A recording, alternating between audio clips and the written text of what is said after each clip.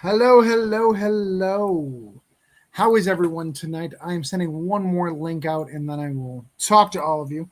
I hope everything is well. What I need from you, if you are watching this and you have not liked and subscribe, I guess do that shit. I don't know how that works, but like and subscribe. I actually don't really care about that part, but it's nice, I guess. But what's more important is I need comments. So if you're on Facebook or YouTube, I need to know that this is getting fed out there and make sure everything's good. So I've got to get all that out. So if you can do that for me, that would be great. That would help me out and make sure that everything is good. I think everything on my end is good. But yeah, we're gonna keep going and we're gonna talk about stuff. So this is Comic Creator Hangout. I only do these when I'm live, and we are currently live with Cthulhu Invades Fairy Tales. I have some of the people who are in this book.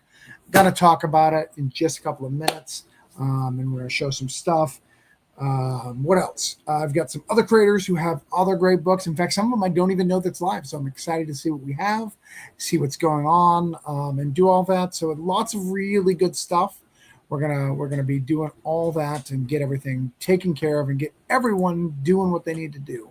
We got Ichthia saying, "What is up?" Totally excellent. Thank you, thank you, thank you. Again, if someone is on Facebook, I need you to click that link. I see you on Facebook, so I know you guys are there. Oh, actually, we got a lot of YouTube watchers. Not as many Facebook watchers. Look at that.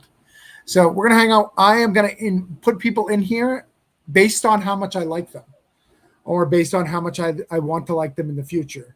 Kat, you're gonna be a little late. I love you, but chill. I know you have anxiety. I do love you. It's just a game. It's a gimmick. It's not real. It's not real, Kat. Kat, hold on. Kat, it's not real. Okay, it's not real. Okay. All right. Okay. But for real, I like Walter Osley the best. Like for real. Like no jokes. I like Walter the best. How are you, Walter? I'm good. How you doing? Good. It's been a long time since I've seen you on one of these things and live and doing stuff. Are Yeah, you still on Twitch? I Twitch. No, I haven't done Twitch in forever. I mean, I stopped doing Twitch and then I started doing YouTube. And then I vanished. I went into a cave somewhere and hid from the world for a little bit. Well, we all shut down for a little bit. That's when we needed you, and you were not around. So, but it's good Yeah, I to was see gone you. for a good bit. Yeah. We'll talk about what's going on with you in just a little bit. Let's get it. And then I committed to being this guy's friend this year. I just sent him a birthday message. Fabrice and I are going to be friends this year. It's really exciting. We are. This is going to be our year. Yeah, we're casual friends, and we have met at several cons. But he's sleepy. That is why he doesn't want to hang out with me. That is his. I also wake up at like 5 a.m. every day. So usually when the shows are like at 9:30, 10 p.m., I'm out. I'm an old man. Like I just turned 55. You have to understand. I'm old. But now I'm in Illinois, so it's 8:30. It's perfectly fine. All right. James says, I think he's talking to you, Walter. He found your hidden YouTube stuff. Have I found my hidden YouTube stuff? That's what he said. He says, I think when he hid is when I found his YouTube stuff. Oh, yeah. Yeah, I mean, it was probably, I think I just posted a new video last week or whatever. And like all of the comments are on it, like, oh my God, he's back. Where did he go? So, I mean, that was nice. Like, it made me feel really good that these people like missed me. But yeah, it was a while from my last video. It's been maybe a year or two or whatever. Wow. It's wild. So next up, Stony, you know we're boys. I know you're a little sad because I always pick you first. And Third? I know. This is how rumors get started, Travis. No, I know. It's not. I'm sorry. I'm really sorry that this happened to you, and you had to find out here. I understand where I stand now. Right. No. I mean, at least I didn't invite. I invited you before the Canadian. Like That's true. That's true. Yeah. This is a worse scandal than moving me around on your top 8 on MySpace. Yeah. Right. This is how you find out you're not in the top 8. This is the moment. You're reliving your mad day. Your what is it? called? MySpace drama. Yeah. Mhm. All right. Next up, let's get. Let's see. Ooh. Now let's bring Kat because she'll be sad. Hi, Kat. Yay! I made it for the Canadians too. All right. I'll invite you, Kat. How are you? I'm good. How are you? I like that you posted. I'm not going to post all the details of your post, but she wrote this big, heartfelt post about what's going on in her world, and that she's going to be stepping away for a little bit, and like don't try to reach her, take a minute, but I'll be on Travis's show. So that was good. Look, priorities. Self-care and Travis. I mean, you were going to watch it anyways, so I mean, why not be? I would have been here anyway. All right. Next up, let's see who I like. Ed. I like Ed. Okay. Yes. But not as much as Braden. I like Braden better. Oh Hey! The Canadian comes back. Let's go. I mean, I'll take Ed it. hasn't I'll hired take me. I've had to give Ed money. It's just not. It's not the same, right? Like, I mean, I'll take the position. All right. All right. We're a country apart. All right, You you can- see, now you want to get hired, and you just made me feel last in dodgeball pick again. We had this last show. We talked about my trauma from elementary school, always being the last pick. And Travis is like, I'm going to feed into that trauma because it's going to make him write some dark shit, and that's what I need for Cthulhu. So it's you cool. are I understand absolutely the right, philosophy. Ed. You're I right. understand Hold the on. strategies. You're right. Yeah. So Oscar also hired me. So I want to make sure Oscar's here. Hey, how's it going? Make me work. We'll get you, Ed. Like, I feel you. I heard your pain and the trauma, but Oscar, how are you, Oscar? I'm good. I'm good. Wait, hold on. Did you remove the Christmas wreath because I made? Oh fun of you no, last no, week? it's here. It's here. Okay, it's still Christmas. Yeah. And Oscar, in a sign of loyalty, mine is still up too. Cool. Yeah, no, it's here. All right, good. Ed, I'm sorry. Yeah. I'm sorry that happened to you. That's all right. I've watched enough Charlie Brown to know that Lucy always moves the football. So I'm ready to be booted out again. It's Well, a no, you're good. You're good. All right. I just want Vaughn to know that he's going to be last. Oh, man. I just wanted him to know, like, it's a shocking thing, right? What's up, brother? How are you? Hey, I was wondering how long that black T-shirt pattern was going to last until Ed ruined it. So good job, Ed. That's why I was Well, almost last. That's why I got rid of. That's why I got rid of Vaughn. Vaughn will be here. I like Vaughn. He almost got to say something, but I didn't allow that to happen. I shut that. All right, we'll let Vaughn.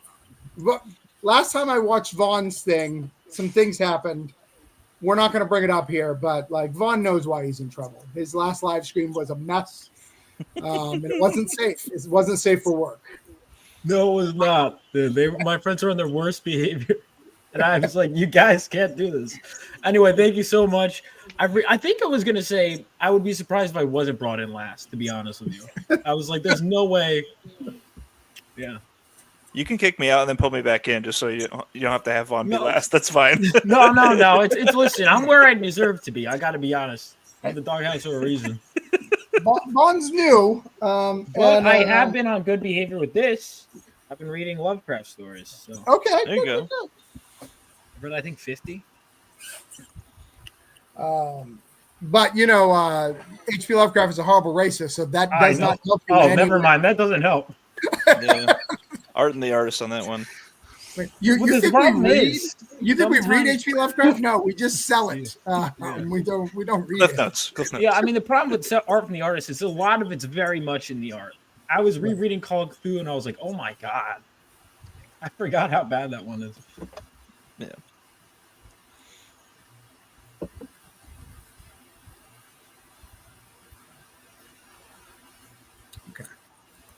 I got a message. Sorry, that distracted me.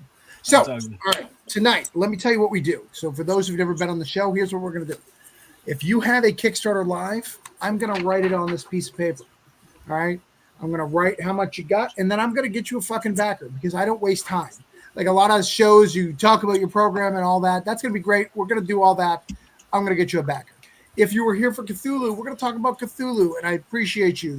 We're in our last 24 hours, so I've got a lot of my Cthulhu people here, and then some of them are both. They're going to be seeking money and talking about Cthulhu. So lots of fun stuff going on. Does anybody have any questions, concerns, blasphemies that we need to address? Yeah. All right. So we'll start with people who are not Cthulhu people who have stuff, and we'll go from there. Fabrice, I didn't even know you were live. I thought you just wanted to hang out with me. So It's both. I wanted to hang out a with little you because I'm disappointing. live. I'm I sorry. would not have put you third if I knew that this was not just a personal thing. So I'm just gonna move that real quick. We'll have it's our fine. 1-to-1, but I don't kiss on the first date. You have to know that. Fabrice just wanted to hang out with me. Yes, I'd hang out with Katrina. No problem. All right. Yes. So we launched this morning, and it's a very, very different Kickstarter than the 16 previous ones that I did. As in, this one is really a matter of life and death for my company, because we've been embedded in the diamond situation. Okay. And we've suffered greatly in the past 8 months to make the ends meet. And it's been really crap. I don't know how much your audience knows about it because it's my first time on this show, but the diamond situation has been horrible. Horrible to deal with, horrible to follow, horrible to fight. At one point, my partner and I, we decided to let go, stop fighting windmills, and try to move on and look after ourselves. And conventions are great. We're doing conventions, web store, great. But that without books, you can't do anything. And the fact that Diamond has seized 10,500 copies of our books left us naked. And we reached out to Kickstarter and they said, yes, we can help you. Let's do something together. And this is how the We Will Survive campaign was born. And I have to say, like, we put a very low goal of $3,000 and we exceeded it already after not even a day, which means that A, people care about us, and B, there's a need for the kind of books that we publish that no one else publishes. So no, that's great. So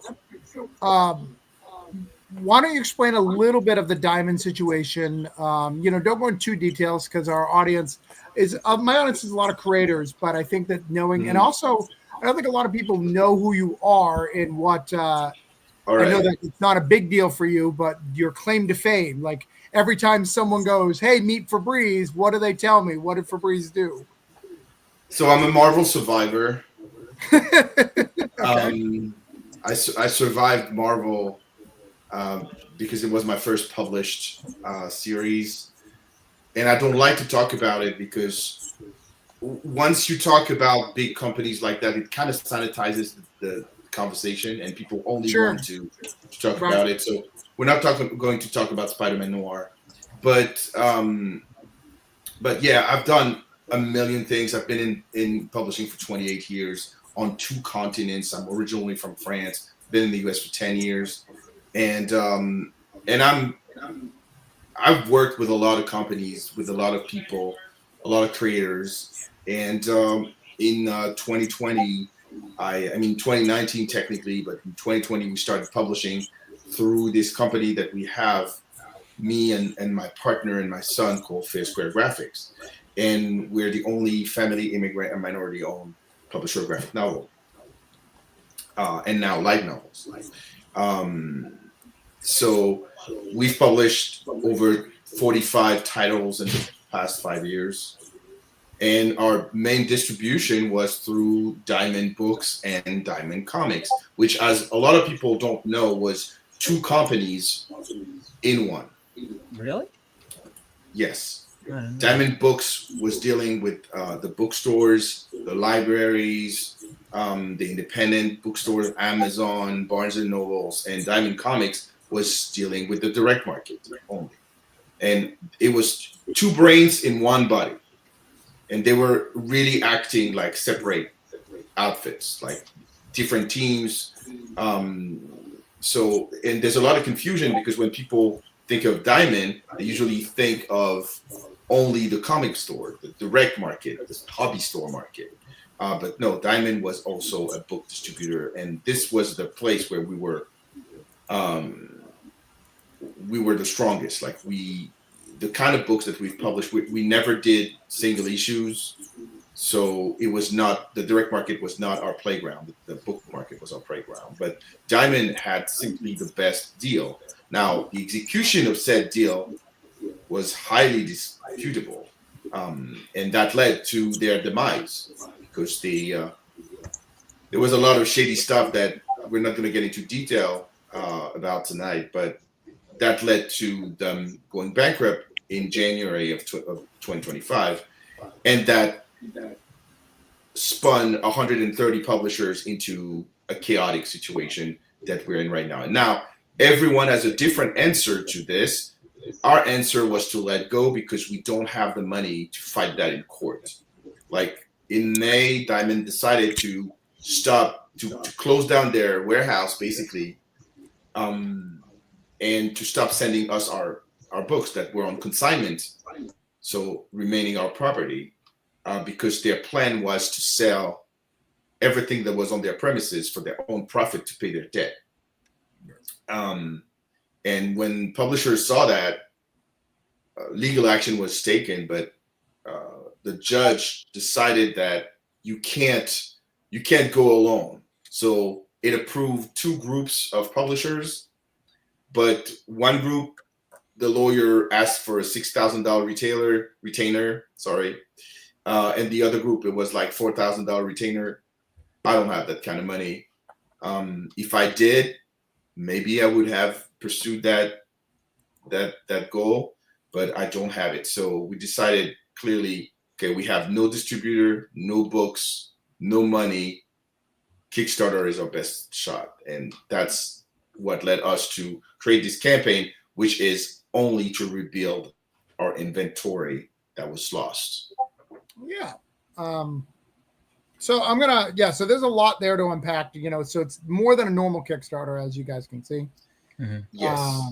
It's about getting money. So this is, I assume, an all digital campaign, right? Because it's 80% digital. Like we still have a few books in print that we're offering it as add-ons. We also have a couple of other cool stuff. Like we have a mini bust that we're going to produce from our main success, Noir is the New Black, which is our biggest seller. We sold over 7,000 copies of it.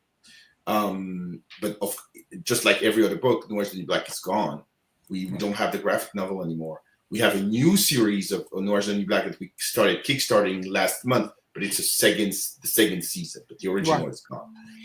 And we have a T-shirt and a pen to promote independent comics, and it says indie comics are amazing. And I wish everyone could have a copy of that T-shirt and that pen, because we need to put our money where our mouth is. Like I designed that, but it's for everybody. We're all independents. We all have to fight for ourselves. So let's fight together. Nice. Well, so I'm going to make sure we get you at least one tonight. We get you the 7-2 backers, but I think we'll do more than that, and I'm going to donate some as well to this cause at some point tonight. We'll get that done as well. The thing that is important, Travis, is I always tell people, like when a creator is struggling with anything, with a story, with art, I said you need to let these stories out of you, because no stories can die in the heart of a creator. And it's kind of the same thing for us as an independent publisher. We can't let those voices silenced. We have creators from all ethnicities, all backgrounds, queer, disabled, people who are speaking another language. We have people from everywhere, and we're the only ones doing that with that scale. So we have manga, we have a slice of life, we have American comics, European comics. We're publishing all that. We don't want to let that die because of a distribution company that did not know how to conduct their business. No, absolutely. In fact, it wasn't because of this, but I run a Discord. For those who don't know, it has over 400 members, and I decided actually this month, not even related to this, to do. We're making a book called Help with no cause for something like this. This would have been a perfect thing that we can launch, and everyone's donating their time to literally make money for stuff because stuff like this, it's not always this, but there's always something like this where creators are getting screwed or something happens and they can't recover it's everything's very, very thin lines. So, but yeah, let's look at some other books. We'll come back to yours and we'll make sure stuff. I'm going to share it out. Sure. I'm going to share it out to everyone, make sure everybody can see it and back it to get some backers. Like you're at 47 right now. We'll try to get you to 72, and hopefully grow from there. So, but this is a good cause. It's one I highly recommend. Yes. And it's a short campaign. It's only 17 days.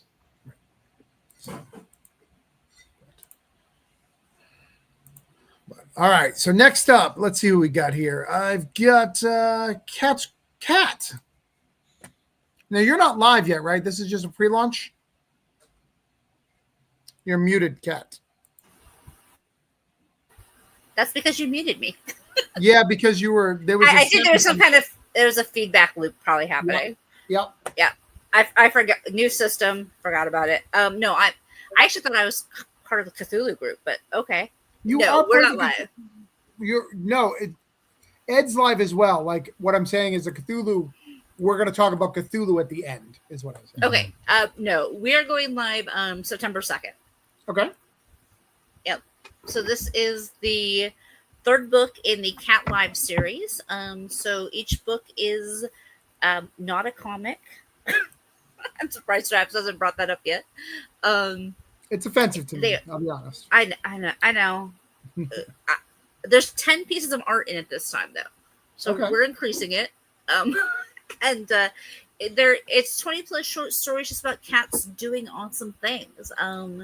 It is still being written, but we have our blurb up there. There's a sample story on that page as well with Chef Mac, who, if you've read the other two books, Cobalt's Castaways or Apo's Army, you're familiar with Chef Mac, but he is our resident cat chef who has his own kind of cooking show and teaches recipes in the book. And the recipes are all in there if you want to, do them yourself or with your kids. We have everything from musicians to mechanics to everything in between. Nice. So yeah, this is a good series. It's been going on for a bit. She comes out with these for a while. I've given them to my daughter every time, which is really cool.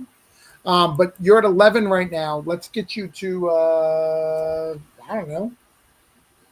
Let's try to get you to Let's 18. I'm really 18. trying for 20. Okay. Woo. We're gonna at least try to get to 18. Guys, Okay. if you're in this group, it's not hard. This one's free. All you got to do is click the link and like it. And you don't even have to buy right now. It's super easy. It's super easy. All right, I'm gonna put you on that. So just click on that link in this and get that. All right. Oscar, I need yours in the private chat as well. I know you've got Childless coming. All right. That was simple. That was way too fast, Kat. Sorry, I'll work on my longer pitch. You know why? Because there's no pictures. There's nothing to talk about if there's no pictures. I know. But that was Bongo himself, of Bongo's Buddies. Okay. What was the name of it again? Just so we can get people to follow it. The name of the book is actually Bongo's Buddies. Bongo's Buddies. Okay. It's Cat Series. There should be a link in our comments. If you look at our comment section, you should be able to link on it and go from there. Oh, I did drop it in private chat earlier. Yeah, it is in private chat as well. Where are we? Fawn, you didn't come up. What happened? Oh, I didn't. Right. No, I got it. Oh, okay. It didn't come up on my end. You're good. All right, Vaughn. Here we go. Superheroes, indie superheroes suck. Tell us why I'm wrong. Man, I mean, yeah, I know everyone wants to do them, right? So Phenomenova is a superhero story set 20 years after World War III and follows a brand new generation of superheroes. And if you don't, you think this might suck, don't take my word for it. Take the word of all the people that have said good things, from Justin Gray, who did, Power Girl, and who Jonah Hex, like a lot of stuff with Jimmy Palmiotti. Mike Barron likes it. Billy Tucci likes it. A bunch of people. Film Comic Explained, who has like 1 million subs. But Phenomenova is a superhero story that follows a brand new generation, and their first mission on this story is to try and stop a heist at a nuclear reactor. Basically, this is told as a detective story almost. We have one of the characters is deaf and blind, but she can see the world through psychometry, which means by physically touching things, she can absorb information and memories. And she uses that to be one of the world's greatest detectives. And now she's trying to figure out what went wrong during this heist. We got 6 different covers. One was a 48-hour cover, and the only way to kind of cheat and get it would be to back all 6. Otherwise, 5 covers to choose from. Nice. That's very cool. Very cool. And we're at 202. We're doing very well. Let me check on. Hold on. I got to check on something. He's still killing it. Purr's still killing it. All right. That's a little side conversation, but Purr's still killing it. Good to see. Good to see. Oh, yeah. Oh, yeah. That one's good. I think we got. I know that you talked a little bit about what this issue is about, but what is the series about? Because I know that you didn't really explain that a little. Yeah. So the series is, we're finally getting to like the true premise, which is it being a team book, but I wanted to build into it with one character, kind of like, I guess a comparable would be My Hero Academia kind of had like the main character building into the school. It's kind of like that. We have Galvanite in the first issue is the son of a veteran who is struck by lightning while holding a mysterious crystal, and he decides to become a superhero. And naturally, like an idiot kid, he sees a heist going on in a nuclear reactor, and instead of not doing something, he decides to rush in and fails miserably.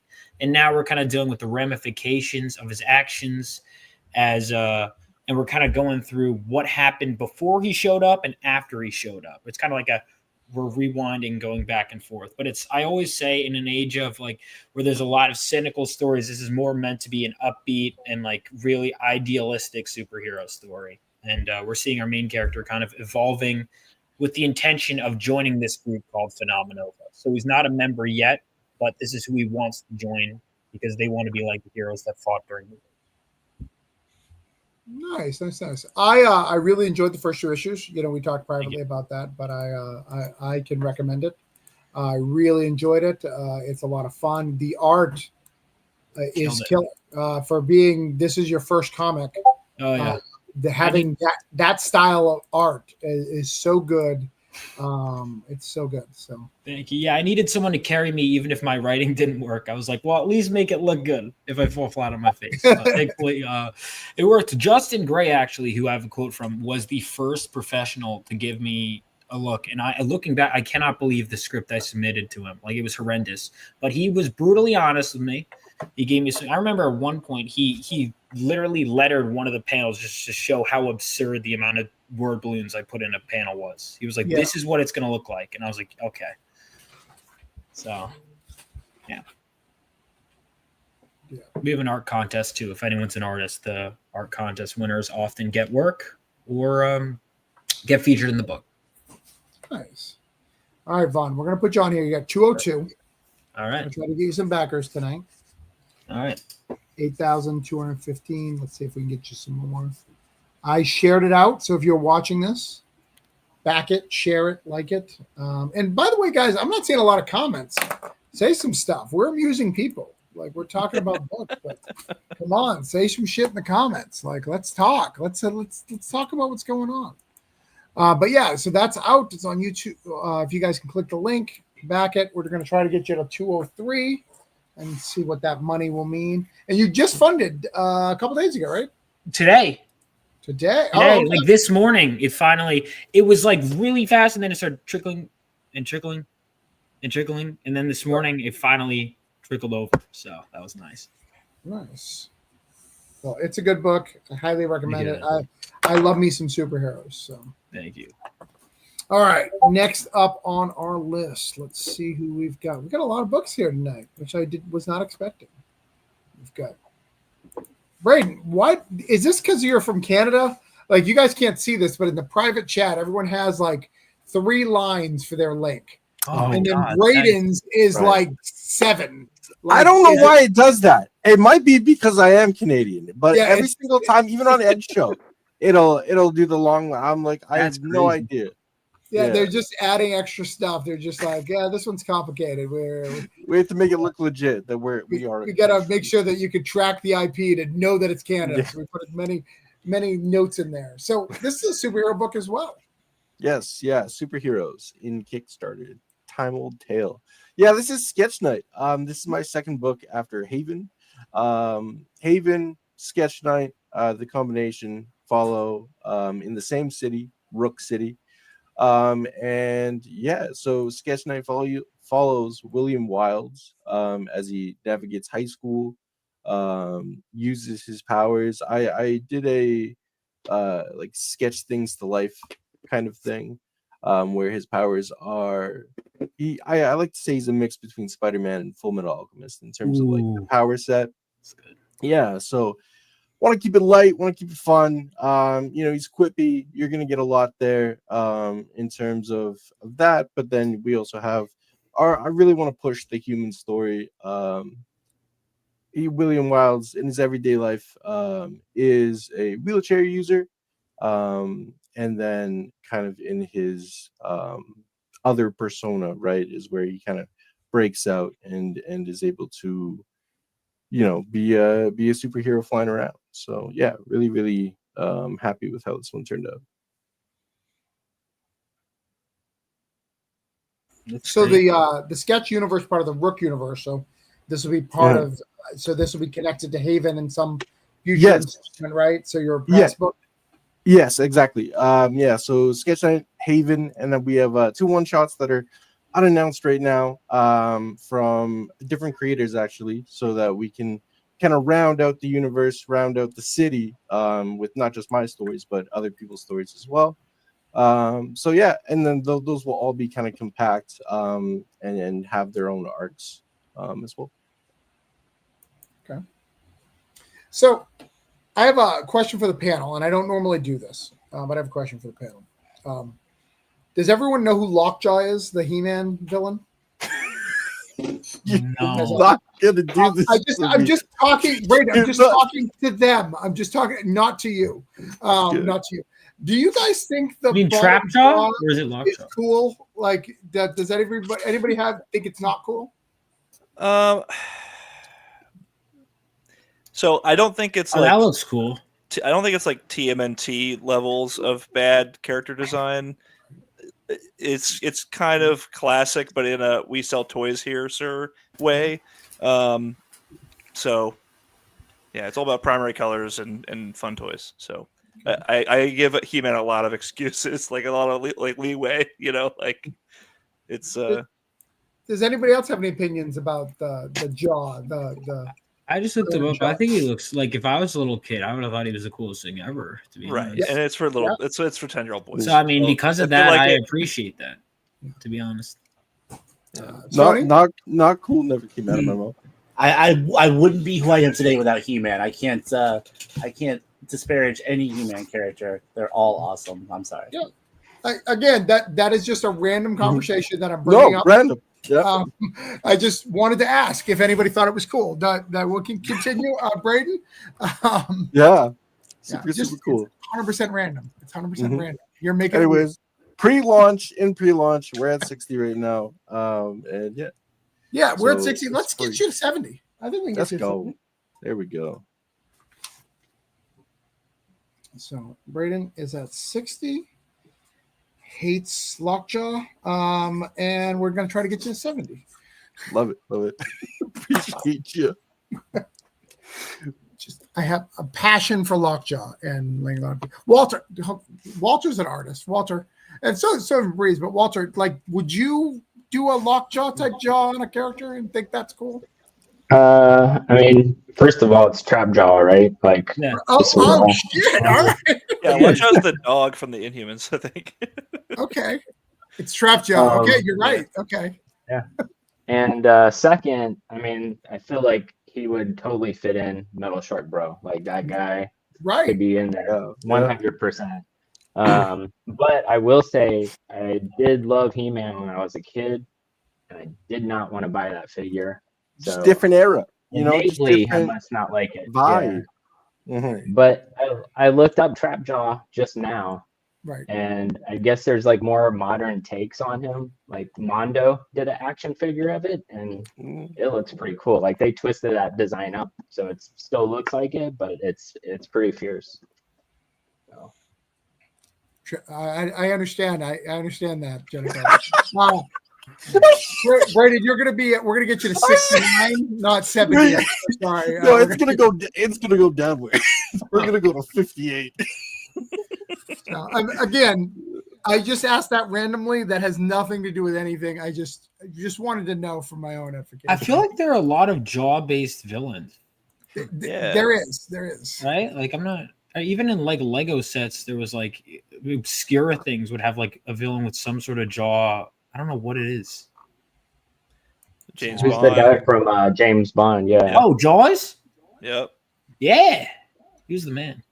Well, even like Tombstone and Spider-Man, like his focus is the sharp man. teeth as well as the skin. It's true. Yeah. It's true. But next up, Dr. Teeth, but like that's not even the same. He's just a Right. teeth character still. Well, teeth-based Grasping at ones straws here. could be its own thing too. didn't the Mr. Inspector Gadget guy have like sharp teeth too, or am I just misremembering? I don't remember. I feel like an Inspector Gadget guy. Metal teeth. I just think metal teeth are cool. Like I know some people don't, but I think they're cool. They are cool. I think It's like dinosaurs. Dinosaurs are always cool too. yeah. That's fair. Marcio, that's not how this works. You don't share stuff to us. You come on the show and then I share it out. Metal chins are very intimidating. Who knows what they do with the jawline, right? True. So what's going on? What's Immortal Era is up 11 issues, Ed. Yes. Damn. All right. Tell us what's going on with Immortal Era. All right. So Immortal Era, it's a story that takes place 200 years in the future Okay. in a world where everyone has become immortal. So the world has gained immortality, but not any kind of powers or abilities. So it centers on a group of heroes who are trying to find a way to bring death back into the world because they know the only way they can save humanity is by killing them. And now we're in issue 11. So they've begun their quest. They've had some successes, but now they've found themselves trapped in different situations. And this is all leading up to what will end the second story arc. And I'm going to make a lot of big things are going to happen in issue 12. And that will also be our second trade. So issue 12 is going to lead to the second trade that'll be coming out. So that'll be early next year. So this one is the second to last issue in the arc. And it's kind of setting everybody up to hopefully retrieve the next relic that they need to find and get one step closer to bringing death back into the world. Right. Ed, next time you do a Kickstarter, make these bigger, man. Like, make these covers bigger. Come on. I want to see them. They're good covers. I will do that. This is the first time I've done a full summary. So if you want to go on the Kickstarter and you don't want to have to read everything, I did quick summaries of every single issue 1 through 10. So you know what's happening. And if you want to just dive right into issue 11, you can. And next time, as per Travis' request, because he knows, I mean, I will always take advice and I will make sure that they are full size so everybody can see Let's them. make it full size. Let's see those images. So, and I'm not, because we're friends and we've known each other for a long time, I've got to ask, and I know Kickstarter is hard for a lot of people. Yeah. Are your numbers, is that numbers right, backer numbers, or are you significantly lower than you normally are? This, honestly, the last few have been sitting right around this. Okay. And All right.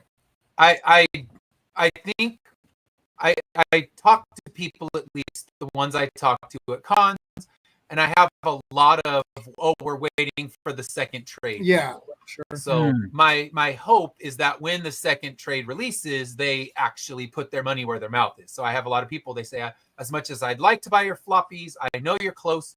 I'm going to wait until the trade comes out. And for these last couple of issues, I'm doing extremely low print, 25 above that, because I know that issue 11 isn't going to be a hot seller once there's a second trade that's sitting on the table. Yeah, exactly. All right. And you got some cool stuff. You've got, by the way, I'm sold out of this. Oh, are you? This is the convention. So, I mean, I may have like 3 or 4, but like the majority of mine are sold out. So the only way to get them is through you right now. Yeah, and I'm down to the last bundle, and I have a few CGC ones as well. Yeah, I'm not going to reprint that. So if that's something that someone wants, I don't reprint those.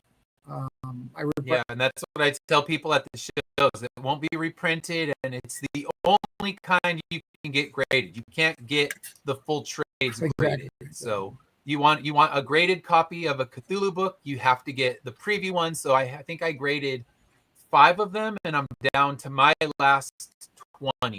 So I'm closing out that run as well, and I'll probably send in another 2 or 3 to get graded, because I've sold, I think, 3 of the 5 ones that I got graded are already sold. I don't. Oh, I have it here. So one of the first ones, we'll eventually grade all of them, but I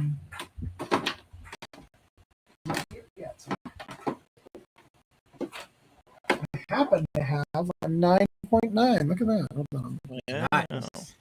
The first one we did. Look at that. 9.9, which is really hard to get if you guys don't know the grading of the Wonderland one. And this was my first published work for my life, so I'm super excited. Okay. I actually have to send more things to grading because I haven't done that in a while. So you're at 3,945 with 106 backers. You're going to get you to 107 tonight, and we'll see what we can do. I'm going to share that out right now and get you some love. Oh, I already did. That link is in the comics. Make sure we like that. And back to that. All right, next up, we've got a lot going on tonight. We've got Oscar. It's another easy one. Oscar, Yeah, well, the Childless. Childless is an anthology that I'm organizing. I'm also working on one of the stories. And in this world, a law has passed that states that the children of separated parents will be sacrificed in the name of family values. So it's a dystopian society where there's going to be like many wild stories, like the world has fallen into some dark corners, but it's going to remind us of our reality and talking about the uncomfortable stuff that may be happening by the stories of many creators. Is going to have 14 different stories. We have creators from all over the world, all ethnicities, like all backgrounds, because I wanted this to be about the people that will suffer the most under this type of societies. And it's going to remind us that, but it's going to be like fun. It's going to have these dystopian vibes. It's going to remind us of like movies such as Snowpiercer, like The Handmaid's Tale, The Purge, and all of those dystopian tales that we love because we see ourselves there, and like, maybe like the uncomfortable parts of humanity. Yeah, so I'm in this. You can read, I think there's a link here. You can actually read my story, right? You can read it here. If you click on Yeah, we have like a 24-page preview of the book. You can actually read 3 finished stories right now. You just go to the campaign, read those 3, and then we're launching next week. So we're already set with everything. We're just waiting for Monday to come, and you will check out the campaign. You will get there are 3 covers. You have the 3 finished stories from the preview, and then you get to back the book, and hopefully we get to make 10 more stories, and we will get like we have art already in motion. People are working on this, so it's just a matter of funding, getting the book done, and delivered to the backers. Yeah, yeah. So you're at 83 right now. We're gonna try to get you to. Let's try to get you to 90. Let's try. Yeah, you were on here a couple days ago, so can't 100% promise that, but I think we can get you to 90. I think we can find 7. So I shared that out again. That's an easy one, guys. All you guys have to do is so we get that. And like one of the things that Oscar didn't mention that I think is important too. The timeline of that book is very, very deep. So there's a lot of different things that you'll see. So, you know, if you want to investigate it and look at some of the cool stuff, you know, there's some neat things in there, which I think is nice. Yeah, I think that it's great because you get to see like all different like different parts of society. I think I've chosen the stories so nothing repeats. We don't see the same story like 13 times, but rather we have different point of views from different parts of the world. Some stories are bigger scale, talking about the politics and like the major stuff. Other stories are more like what's happening inside a home of someone, like a random couple or a random child. So you get to see like the bigger implications, the smaller implications. So yeah, I'm really having like the best time working on this book because they have seen the creativity of everyone and just having all the stories be they're not like related by characters or anything, but you can see like the same vibes, the same, like the president is the same, the law is the same, and you can see these little notches between the stories, and I think that's fun. Like I love anthologies that the stories are related not only by the theme but also by the world that they are setting.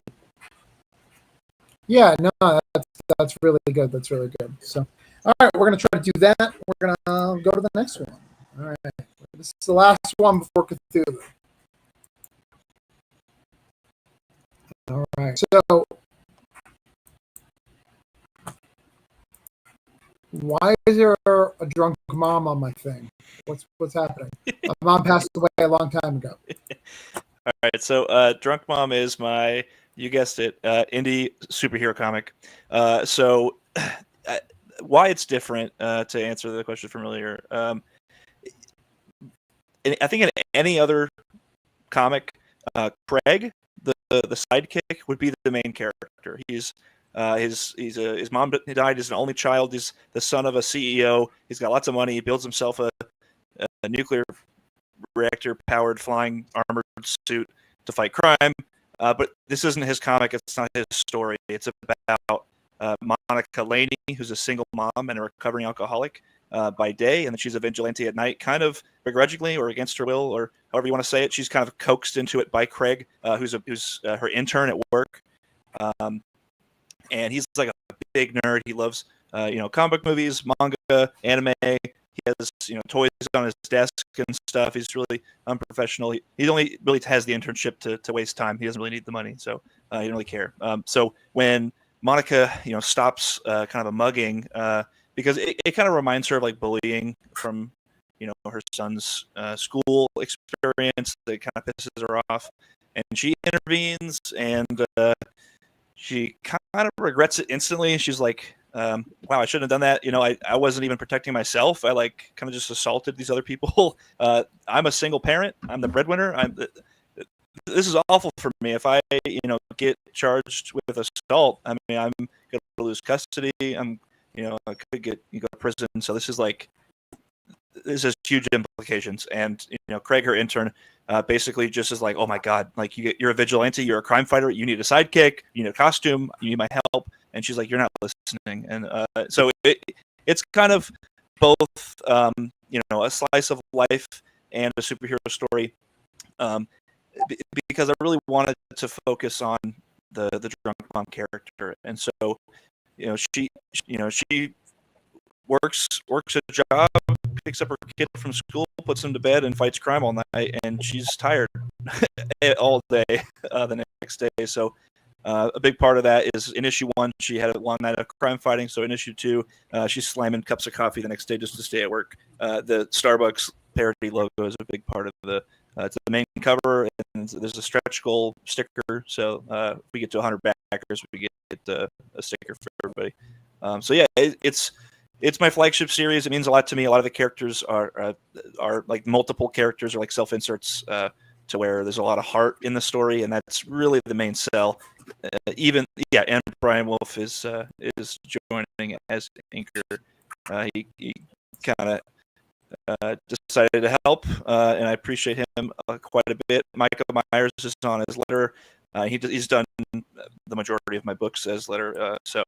I lettered the first one by myself lettering, so I just figured I'd owe it to the series quality to bring Micah on for issue 2 as well. So we were hitting the ground running. We got Brian Lacey does the variant cover you see there. He was on the Evandris theory with me, and he has a campaign right now for his own anthology. It real excited just to be back with a live campaign, especially for Drunk Mom. So. Nice.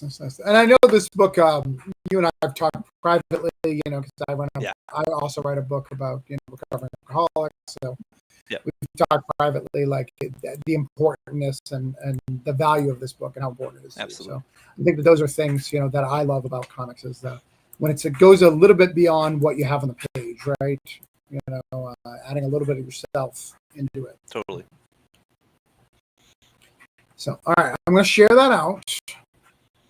So last one before Cthulhu. I'm going to add you to my thing. You're at 36 backers with 2,256. We're going to see if we can get you some more here tonight. We'll get you at least one, I'm sure.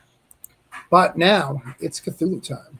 So tonight we're in the last 24 hours of Cthulhu. We're going to talk about where Cthulhu's at. We're going to see where we're going. We're going to try to see if we can get some more money over on that thing. That's Drunk Mom still. Damn it, Drunk Mom. You're out of control. All right, let's go to Cthulhu Invades Fairy Tales Grim Fates. So we are we're doing okay.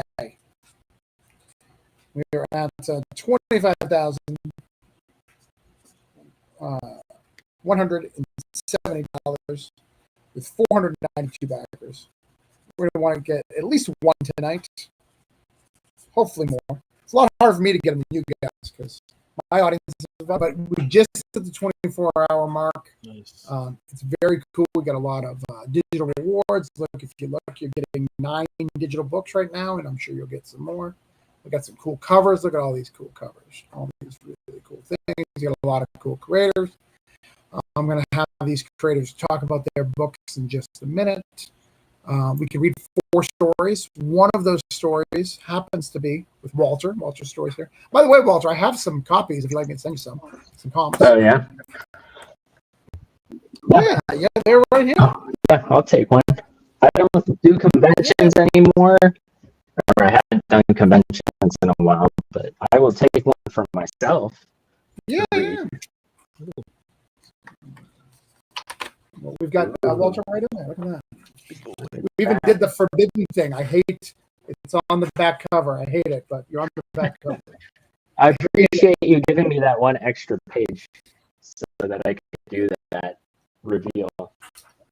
Yeah, when someone goes, Walter, like, I'm not kidding, like, you're one of my favorite artists. I was so sad when you left.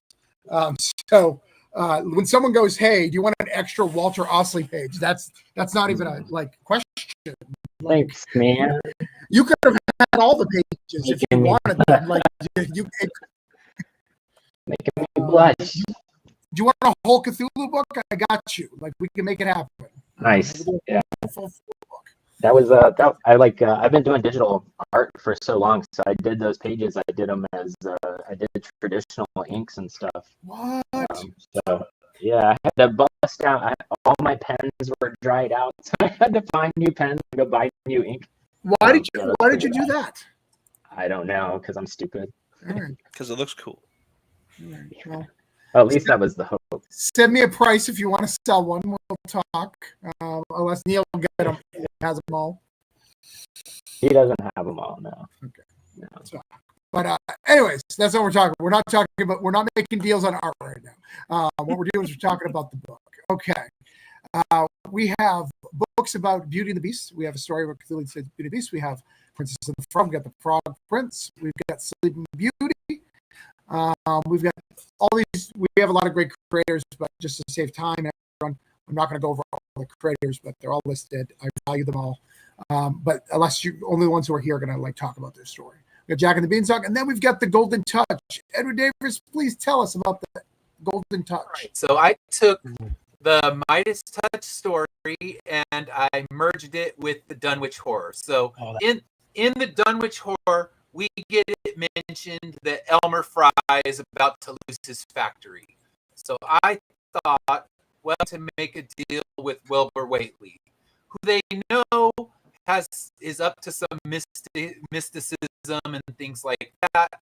So he goes and makes a deal with him, and Wilbur Whately tells him all of your financial troubles are going to be solved now. And in this story, of course, you don't make a deal with the devil, and that's what he. That's awesome. I would have never thought of that. So cool. It's what's really interesting about it, Ed, and I don't know if we ever talked about it. It's almost like the sequel to your last story, right? Because your last one was a very similar of somebody else making a decision for the guy, and now this is the guy making the decision. So, I think when we write that third one, we may have to you have to tie it all together of a group of people making a bad decision. Oh man, and the thing is, it's already written and the art is already done. So it's a great pick too. Give me a bonus story in volume 3 and I will wrap it all up. I keep going back and forth on if Dunwich is my favorite or Shadow over Innsmouth. And that's the first story I adapted with Shadow. Oh, all right, you're man of and I love doing the Grim Fairy Tales and the stories that aren't as well known. Like I have the Brave Little Tailor, and it was fun playing with that one, and with putting it into that Lovecraft universe, because really Cthulhu's only seen in shadows when you look at at my stories, because that was one thing. I had an editor who really helped guide me through Lovecraft, and he said, you just don't show Cthulhu. No, it's you see some tentacles, you see hints of Cthulhu, but it's never Cthulhu rampaging through a village like he did on South Park. No, that's what I noticed about the lore. That's what I kind of like, is the mystique of it. Yeah, and some people have him doing that, and it's fun. But with him, I'm taking his notes because I walked in completely I was unversed in all of the Lovecraft lore. So he had to guide me through, tell me which stories I needed to read to make the adaptations work. And by story 3, he clean, your punctuation's clean, and he didn't have to guide the story as much as he did the first few times. So hold on, we're going to pause for just a second. Fabrice has to leave. He's got some stuff he's got to deal with. That's kind of stuff. But Fabrice, thank you for coming out tonight. You're muted, Fabrice.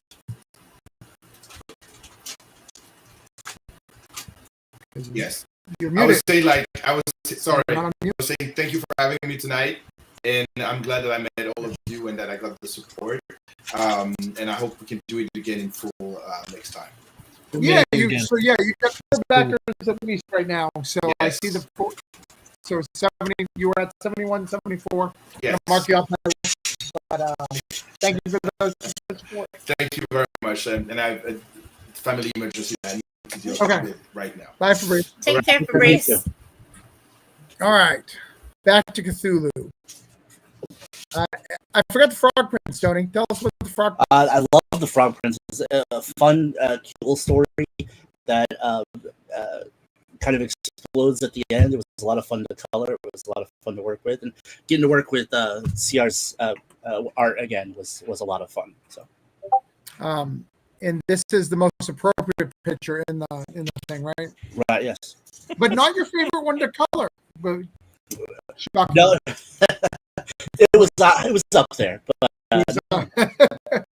which story does that one tie into? The Princess of the Frog, like the movie The Princess of the Frog. Yeah, what does it tie into? Like which Lovecraft? Oh, they don't have to necessarily do that. So Oh. they either have to tie it in. Some people tie it in. Some people will rewrite the fairy tales and add a Lovecraftian treatment. It's not I do know that Sleeping Beauty, since you asked that question, is the star that fell, which is one of the stories. I think it's what it's called. Right, yeah. Star that fell. I don't know. They made a movie like that. Hold on. Is it the color out of space? No, hold on. Give me a second. There's star in the word. Yeah, it's like Star. Shambler stars. Give me a second. I think you are right. I think it's Shambling Stars. That does sound right. Yeah, because that was like written by someone else, but it was a two-part, and the second part was Haunter of the Dark. So it was like him and his. I went from knowing nothing to like lore expert, kind of. It could also be Color of Outer Space, if I remember, but I wish Dan was here. I'll have to ask him. I'm really looking forward to reading this prose and love all the universe you've chosen this for. Okay, thank you. Yeah, let us know if you're ever interested in learning more and maybe taking part at some point. We're doing tons in the future. All right, next up, we've got. Let's see. We got Walter. Yes, I am. Back yet? No, he's not back. Okay. Yep. Oh, you are? Okay. Well, do you want to talk about yours? Yeah. So ours is based on the Crow and Pitcher, which is a story about a crow that puts pebbles in a pitcher so that he can get to the water at the bottom. So we thought, like, instead of water, why not blood? So that's kind of where the story is based on, and it was just, I don't know. We talked a lot, Neil and I, we talked a lot on Messenger about what we should do the story about. And somehow we came up with blood and gold and the seven dwarves. So we kind of mashed all that together, and the imagery of that scene in Hellboy where they're walking through the Arctic and they get to that place and that dude with the knives kills everyone and the blood opens up the dude. So we kind of mashed all that together into that story. So that's that. It's wild, and like I said, you can read that one right now. That is available to read. So if you want to read it, it's digitally available. All right. The next one right here is Baba Black Sheep. I wrote that one, so it's a retelling of Baba Black Sheep. This one's more of a sacrifice, though, and what he's trying to get all the messages, and there's a cult. It's very dark. I had Kurt Belcher do the art, and his art is very artistic. It's very not a lot of straight lines. He adds a lot of texture and weight to all of his art, which is really cool. So it was a lot of fun. I'd never worked with Kurt before.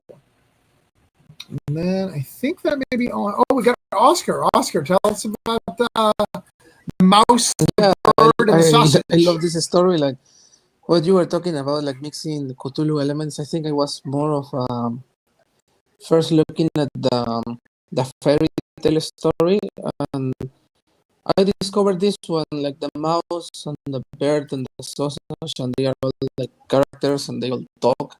So I had this idea of taking this, like, these are like dumb characters, like they're fools. They are like, it's weird. Everything is weird. Like, why is there a talking sausage and a mouse and a bird to make them fight Cthulhu like to the death?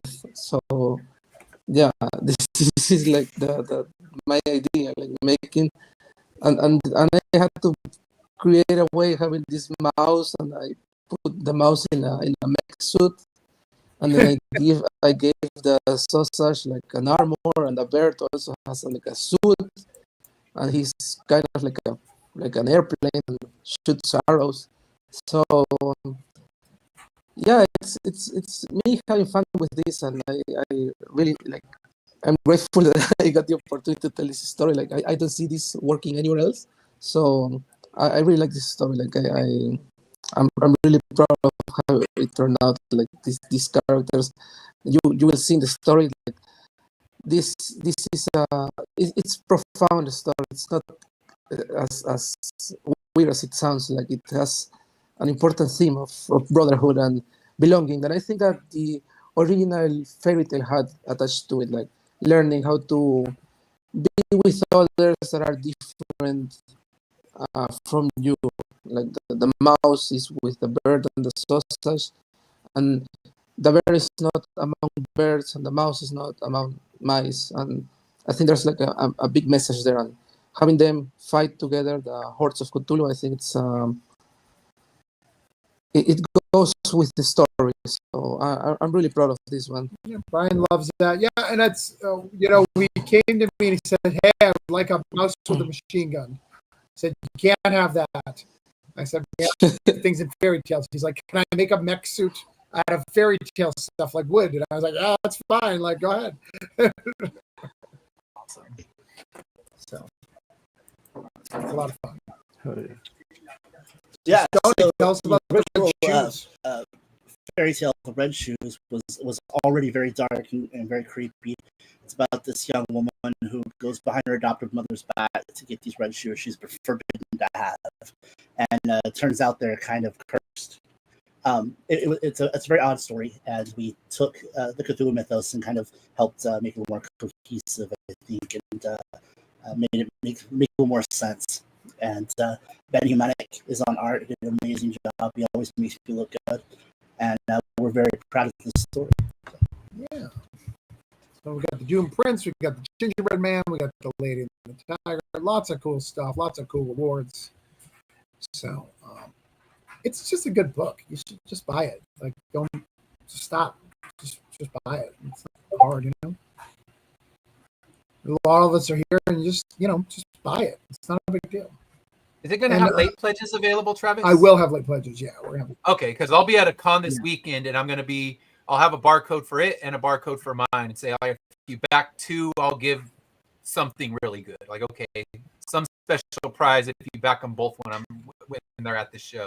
That was a good deal. I did that at the last con, kind of. I had to just print one of the covers, and I said, "You back? That's only like 2 back." Yeah, so I'll have some kind of big promo, like back them both, and maybe they, if they back both in front of me, they can get one of the copies, the last copies of the preview edition. So make it really worth their while. Yeah, I think it's we'll do it. We're gonna keep pushing and going stuff. I'm really excited about it. As I've announced, I'm currently we're currently working on Cthulhu Fairy Tales 3. We're wrapping up the teams right now, and then we're going to Cthulhu Invades Fairy Edgar Allan Poe. We've kind of announced that. That's been the scariest thing, because I'm only inviting like 12 people. So there's going to be a lot of people. I normally can invite like 20 to 30 people. Now I can invite like 12. So, and that's 2 of them for me and my wife. So it's really like 10. Yeah. So we got to figure all that out. But it looks like Ed, why do you always have to go? You literally have the best time zone. It becomes dinner. I don't time, understand. so, and I got to get out there and eat dinner. So it's the good time zone. I mean, we are the best time zone. I'm here. You're not the best time zone. No, that's not true. But yeah, it becomes dinner and feeding the family. All right, well, let's see if I've got you any money.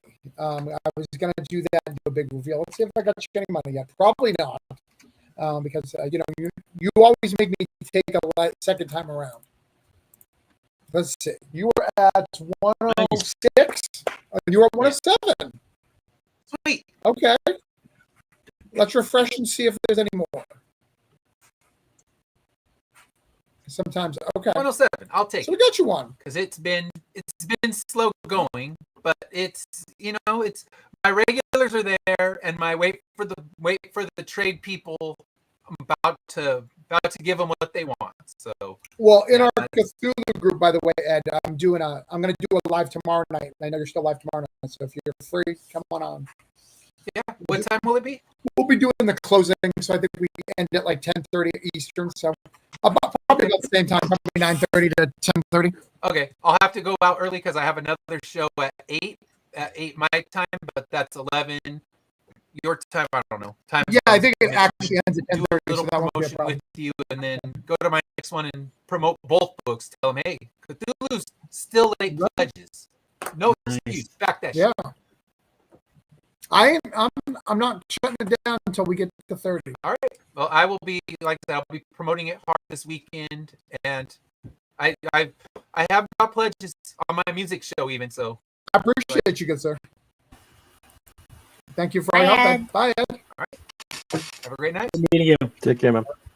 So I've got to go over everybody else. I got to get money. If you are here for Cthulhu, you've already done your commitment to promote it. So if you guys got to go, you guys can go. But if you need me to get you money or your backers, you got to stay. You didn't So mention the amazing comma placement that's going to be in this book.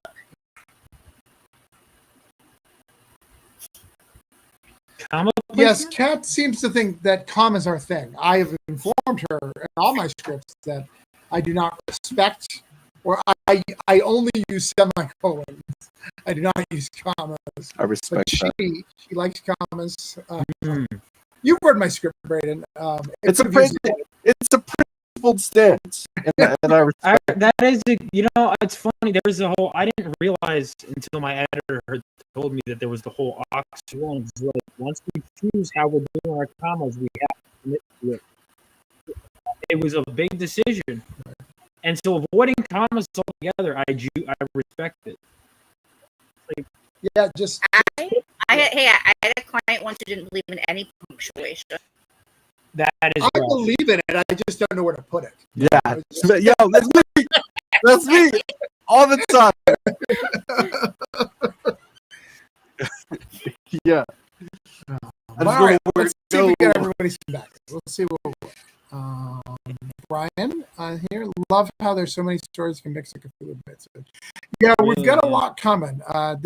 We have a lot more than I haven't announced, but I think I said then the other one is Cthulhu Invades Steamboat Willie, and then we're going back to Oz. We're going back to Oz, so some select people are coming back to Oz for a second edition. Stoney's one of them. Where's that script, Stoney? It's on its way. We're working on it. Is Cthulhu Invades Grammar Fight Against Commas. All right, so let's see how people are going. So next up, I had Cat. Cat, you were at 11. All right, we survived Cthulhu, Childless, Phenomena. I think it's just a secret thing, Cat. You're the only one that I shot. Let me check. Yep. That's the only one that I That's good. I shot. don't know if anybody's noticed the cat on my knee. He refuses to get off me. This is actually Bongo's buddies. So he felt since there's his name on the book, he had to be on stream too. That's fair. It's contractually.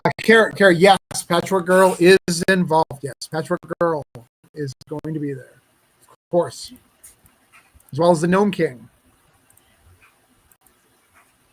All right, so you're in exactly 18. Look at that. Yay! Thank you guys. That did great. Stoney, I know you like to point out all the, recordings I have of my mom telling me how much I am a failure, but like sometimes I can accomplish. Sometimes you surprise us all. Surprise us all. All right, Vaughn. Let's see if I fucked up here. Let's see. You're at 202. All right. Let's see if we got As long as I don't go down. We're good. Now, Vaughn, I'm going to yell at people Okay. if you don't get. So don't you worry about it. I'll Right. handle this situation Sounds good. if shit goes awry. Sounds good. Okay. There we go. Okay. It's refreshing. It's refreshing. What's happening here?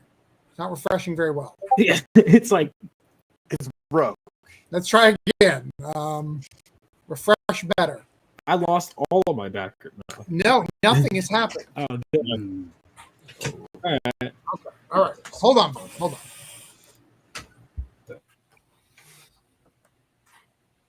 All right. I should have started with this, guys, when we talked earlier, and I didn't want to yell. I didn't want to do this. Stoney, tell him that I didn't want to yell. He never wants to yell. He doesn't like yelling. He doesn't like getting onto you. It's not that he's angry. He's just disappointed. That's Walter seems confused. Sorry, Walter. I yell at my audience because they didn't buy. Wait, before you get on your tirade, I just want to say goodbye. I don't want to interrupt your anger. Walter, it was great meeting you. Walter can't hear this negative. Walter, Yeah, I know. Walter, I'm a positive guy. Yeah, my ears will hurt. can people hire you for art, Walter? I mean, how much money they got? Okay. So you can hire Walter. It will cost money, and more money you would expect, but less than he's worth, because that's how. Thanks. Thank you, Walter. All right. Thanks, Frank. I'm gonna hang out. Bye, everybody, and good luck yelling at people. Yeah, I don't want to get it, Walter. So, you want to? all right. So everybody else knows the stick, right? All right, we're good. Oh yeah, I forgot about it. All right, motherfuckers. All right, listen. Vaughn and I have this weird relationship. All right, he's hung with the wrong crowd. He was on Indiegogo. Mhm. Like, you know what kind of people are on Indiegogo, and those are bad people with bad influences on Vaughn. His dad passed away in 9/11, and his uncle. Like, he's got a tragic backstory, and you guys can't even give him one fuck. Jesus, do not back me for that reason. Seriously, I brought all of you here. I just do one show, and I ask you to back just one backer. You could have backed for $1. I wouldn't have fucking known, but no, you had to embarrass me in front of Vaughn. I wanted him to be like, you're a mentor of mine. You know, I look up to you. You know, hey Travis, I think you're the greatest. You're like the next Billy Tucci. Because he likes Billy Tucci. That's not really like. Billy and I do very different books. Mhm. Like, I like Billy. That's irrelevant. Billy Tucci, you're great, Billy. Yeah. Anyways, one back. I promised him a back. He canceled on me twice. Vaughn big named me twice. He was on the show. Yeah, I was at a convention. You big named me twice, and you hang up with Tony James. All right, like, you made bad choices. Just admit it. Admit it. You made bad choices. I was hanging with actually. Who's I hanging with on that Thursday? Brian says I'm next to broke, but I sent a new back to Finale. All right, let's check. Thank you. All right. Right. You guys are good. I don't need to yell. Thank you. Was it appreciate fucking it. hard? I didn't have to embarrass. Now Vaughn's personal information is out here. People know that he was on Indiegogo. They It's know okay. the worst shit, like hanging out with Tony James. Like, it's embarrassing for Vaughn right now, and you guys caused that. I like how you turned this into Travis's creator guilt trip.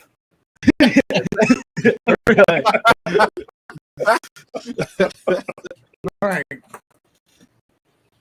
Tony, do what it takes. It's I love embarrassing Kickstarter, and though. pathetic if you do it for your Right. book, or do it for Yeah, other books, I was it's like, fine.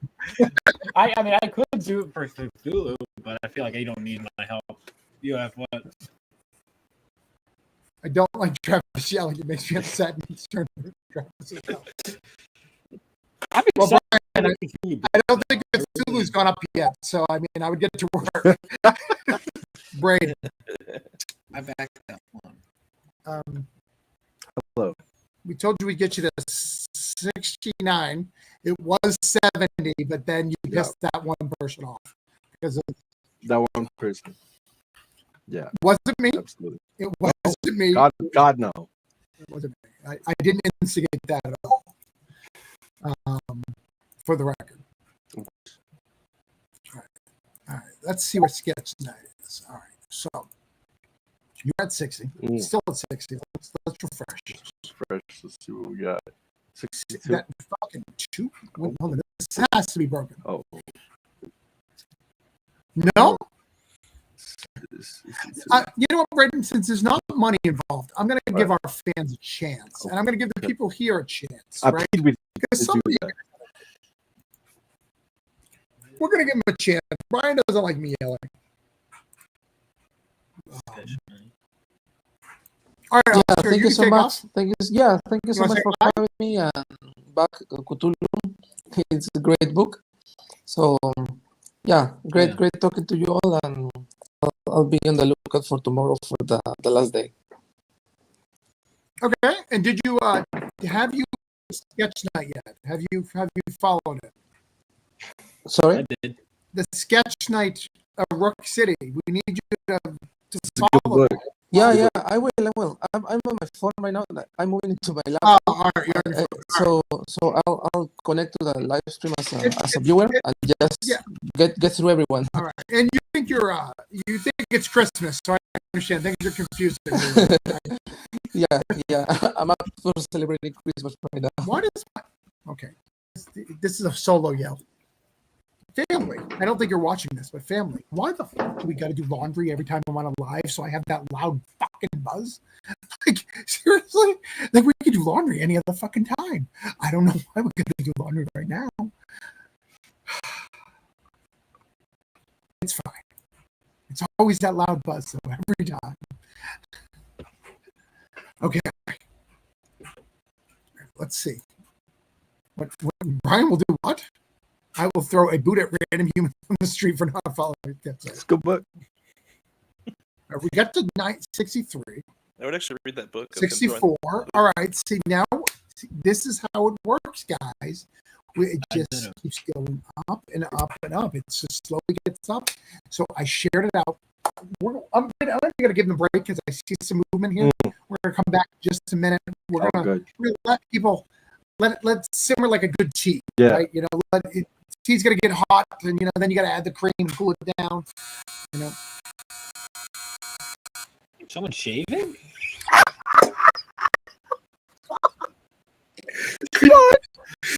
Oh. See, I have so many comments right That's the now, one. but I can't say them. I can't. I can't. I think I can. It's like those videos where you see the smoke detector going off, right? Like it just drives you crazy. Someone's smoke detector going off and they don't know it or care. All right. See that, Vaughn? That's how you manage that situation and talk about a situation without going crazy. Vaughn. Like on your program. No, I did not know that. No, noted. All right. We're going to see how Childish was doing. Oscar did leave us and abandon us, so therefore I don't care about what he needs. But I am in the book, so I'll try a little bit. Let's see. He is at 98.6. Promise him up to 90. Why did I promise so high? But let's share this out.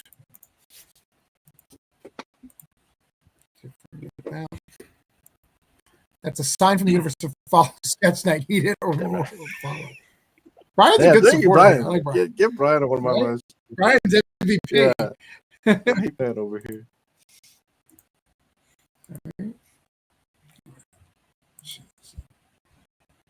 All right, Oscar said sketch night safe. Okay. Oscar. Thank you, man. Nice. We got Childless out there. Let's see if we got Childless. All right, we're gonna pause on that one too. Give it a pause. I'm gonna do CeeLo. So, do you prefer to go by? So, funny thing. Do you prefer to go by your name or CeeLo, or it depends on how people know you first? Yeah, but basically, if you know me, my first name, great. If you know me for comic stuff, CL is fine. Zeno is fine. It's my pen name. Because I remember once you had said you backed something, and I was like, "Motherfucker, he did not back me." What is he talking about? Where is your name? And then I went to sending, and I was like, "Oh, yeah, yes, you did." I don't remember the conversation, but it did happen. I swear. I was like, "Oh, okay." All right. Let's go to Drunk Mom and see how the Drunk Mom's doing. I think we got. Did I close that one? Hold on, I may have closed that one. I think we got two backers and like $8. So somebody joined the community, and I think somebody got a digital. Okay. So obviously, great. We'll take it. Love having people join the community. Like honestly, like just the comic book community is the reason why I'm able to continue to make comics. Just letting people hop onto the book, and like Drunk Mom was my baby. Just to give it a little bit of context, like I was in the Navy for 8.5 years. I went on deployment in 2016, and I I started writing just to pass the time, just because I was bored. Right. And I've been drawing my whole life, and I did not expect to like writing as much as I did, and like be as prolific of a writer as I am. Did not expect that at all. So after my deployment, I had this idea for Drunk Mom, and I just started writing it. I wrote 12 issues while I was in the Navy, and so I've just been trying to pump these out. COVID definitely kind of took a brick wall to my progress and kind of steered me in other directions, leaning on the comic community to work on anthologies and things like that. So yeah, it's really the comic community that has taken me to actually making Drunk Mom not just come to life, but like halfway professional looking, halfway decent book. So I just love having people join the fun. So No, thank you. It's great, dude. Your book looks great.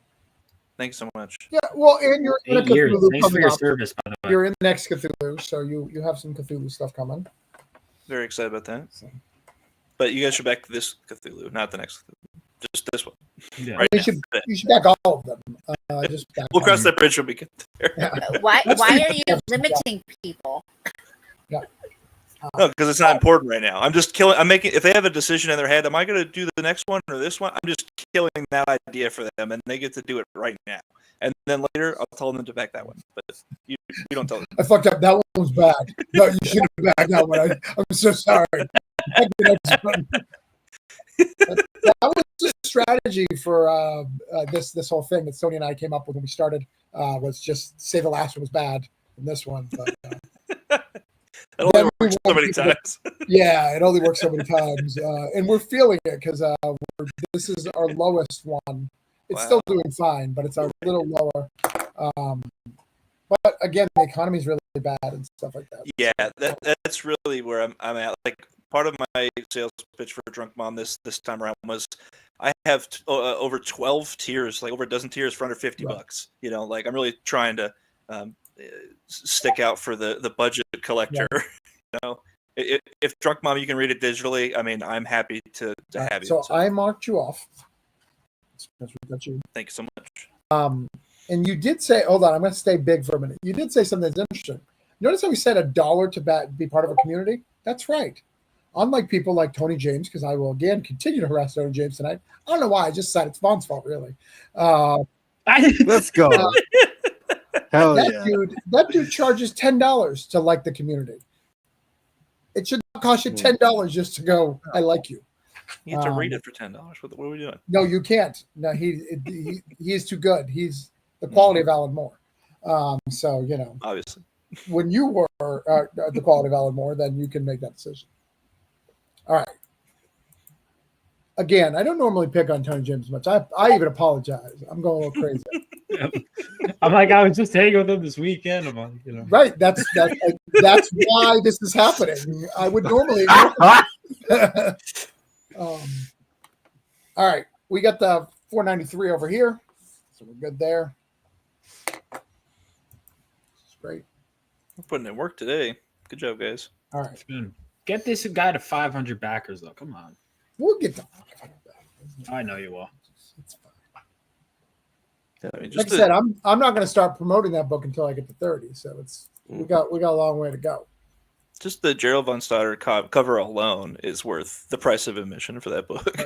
Like it's awesome. You went down. You're at 6. You were at 62 for a second. I was like, you went down. I told you. I told you. You're at 65. Why did I promise you so many? I don't know. I don't know what you did. I feel like you feel that for the jab sometimes. You're like, I signed up. Well, here's what I need.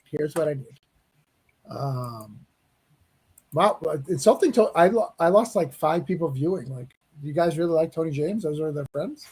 Like, if you're on my Facebook, this is not the first time we've talked bad about him. This is not. All right, I'm going to share this out. We're going to get some followers this way. Appreciate I'm going to that. share it on my Thank you. Facebook. Thank you. Because I'm going to hang out till we get it.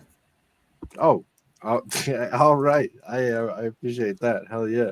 And we got, like I said, it's a yes, they are their own contained, books, Haven, Sketch Night, but we do have more series that round out, and it is really we have the human stories with Sketch Night with Haven, but we also have the city overarching story of you're going to get to see how the city evolves as these stories go on. So the city right now, right at the start, hates enhanced, which are like mutants from X-Men, but as we go on, as events happen, it starts to affect, change the city, and you're gonna get to see it all come together. It's really, really cool. It's my shot at a universe full of superheroes that's contained into a city, and we have some really cool creators that are also doing books for it. So yeah. Well, and you're kind of doing the like the Gotham City part first, right? But Yes, not the Batman, the Gotham City. Who's going to run this? Gerald likes it. Gerald's like, "What's up, Sketch Night?" Hey, yeah, and Gerald is covering it. Gerald is covering it. So Okay, all right. Oh yeah. He's he is covering it. So that's super tight. His stuff is really. Let's see. good, Is it that's not shared on the thing though, right? Not shared on the pre-launch. I got it in before I launched the pre-launch. So when we launch on Friday, you guys will see, and I'll post too. So like Friday tomorrow. No, next Friday. Yeah. Now you guys gotta follow, just to see that cover, man. Yeah, it's clean. It's very clean. For sure. We're at 65 there. We're gonna have to do some crazy stuff. We're gonna have to yell at people. I don't really care about Oscar left me and abandoned me. So, but, all right, I guess I can look at this thing. Shared that on my Facebook too. Thank you. 86 over there. 88. All right, so we only need 2 more for Childless. Okay. Like I said, very cool book. All different stuff. I wrote a book called The Charitable Charlestons, and in his universe, people who have kids also have value.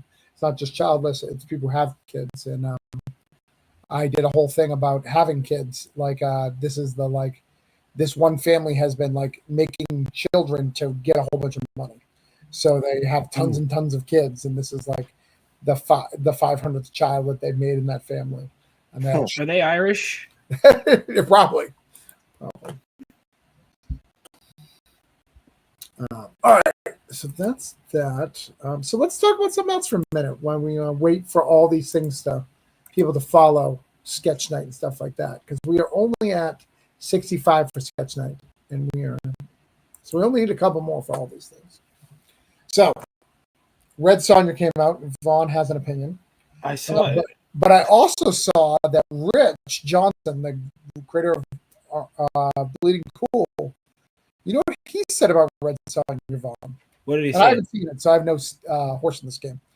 He said it was the best movie of the year. It was better than Fantastic Four. Oh. And was he on drugs? That's what he said. I mean, he's British. I don't know. Maybe that's part of it. I mean, isn't how you promote any movie though? Well, Just say it's the best movie of the year. I was excited for this movie, to be honest. Okay.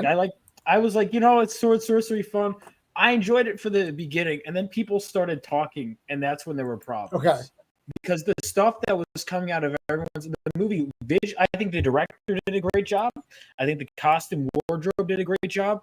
The writing would have like 10 bad lines and like one really good line, and then it would be 10 bad lines. The actors did a good job, but it was like what they were saying was so stupid.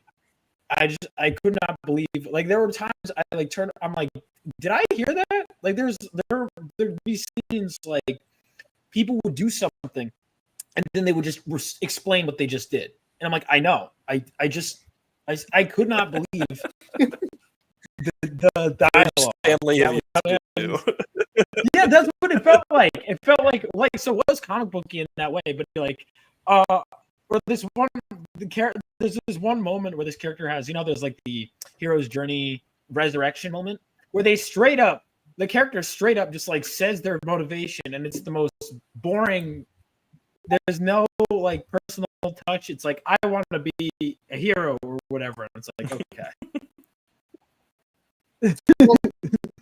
Or I think the line is I want to fight for what I believe in.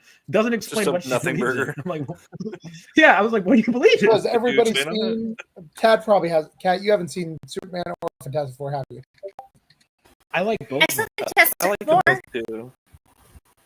You saw Fantastic I Four? did.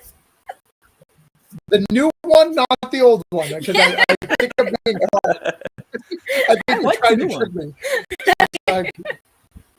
I actually haven't seen the old one, so I didn't see the new one. Oh, the old 2000s, dude, early 2000s. I have. I saw that when I was little, and I liked, and then I rewatched it, and I was like, oh, I actually enjoyed it. Minus, Doctor Doom is not in that movie. There's a guy who calls himself Doctor Doom, but Doctor Doom was not in that movie. Galactus is not in that movie objectively, so there's that. No, he was a clown. Dude, that was my first exposure to the character. Actually, that's correct. Yeah, I was so mind blown. I was so mind blown when I found out that Galactus was just a big person. I was like, "Whoa!" Yeah, when I found out, because Yeah. that was my first exposure to Galactus too. So I was like, "What? He's not a clown?" It was the same thing. I don't know what it was. In the early 2000s, there were like cloud-based supervillains. Was like a big thing. Like I'm not even joking. Galactus, okay, Parallax was a cloud for some reason, and then you had like Superman or no Hulk.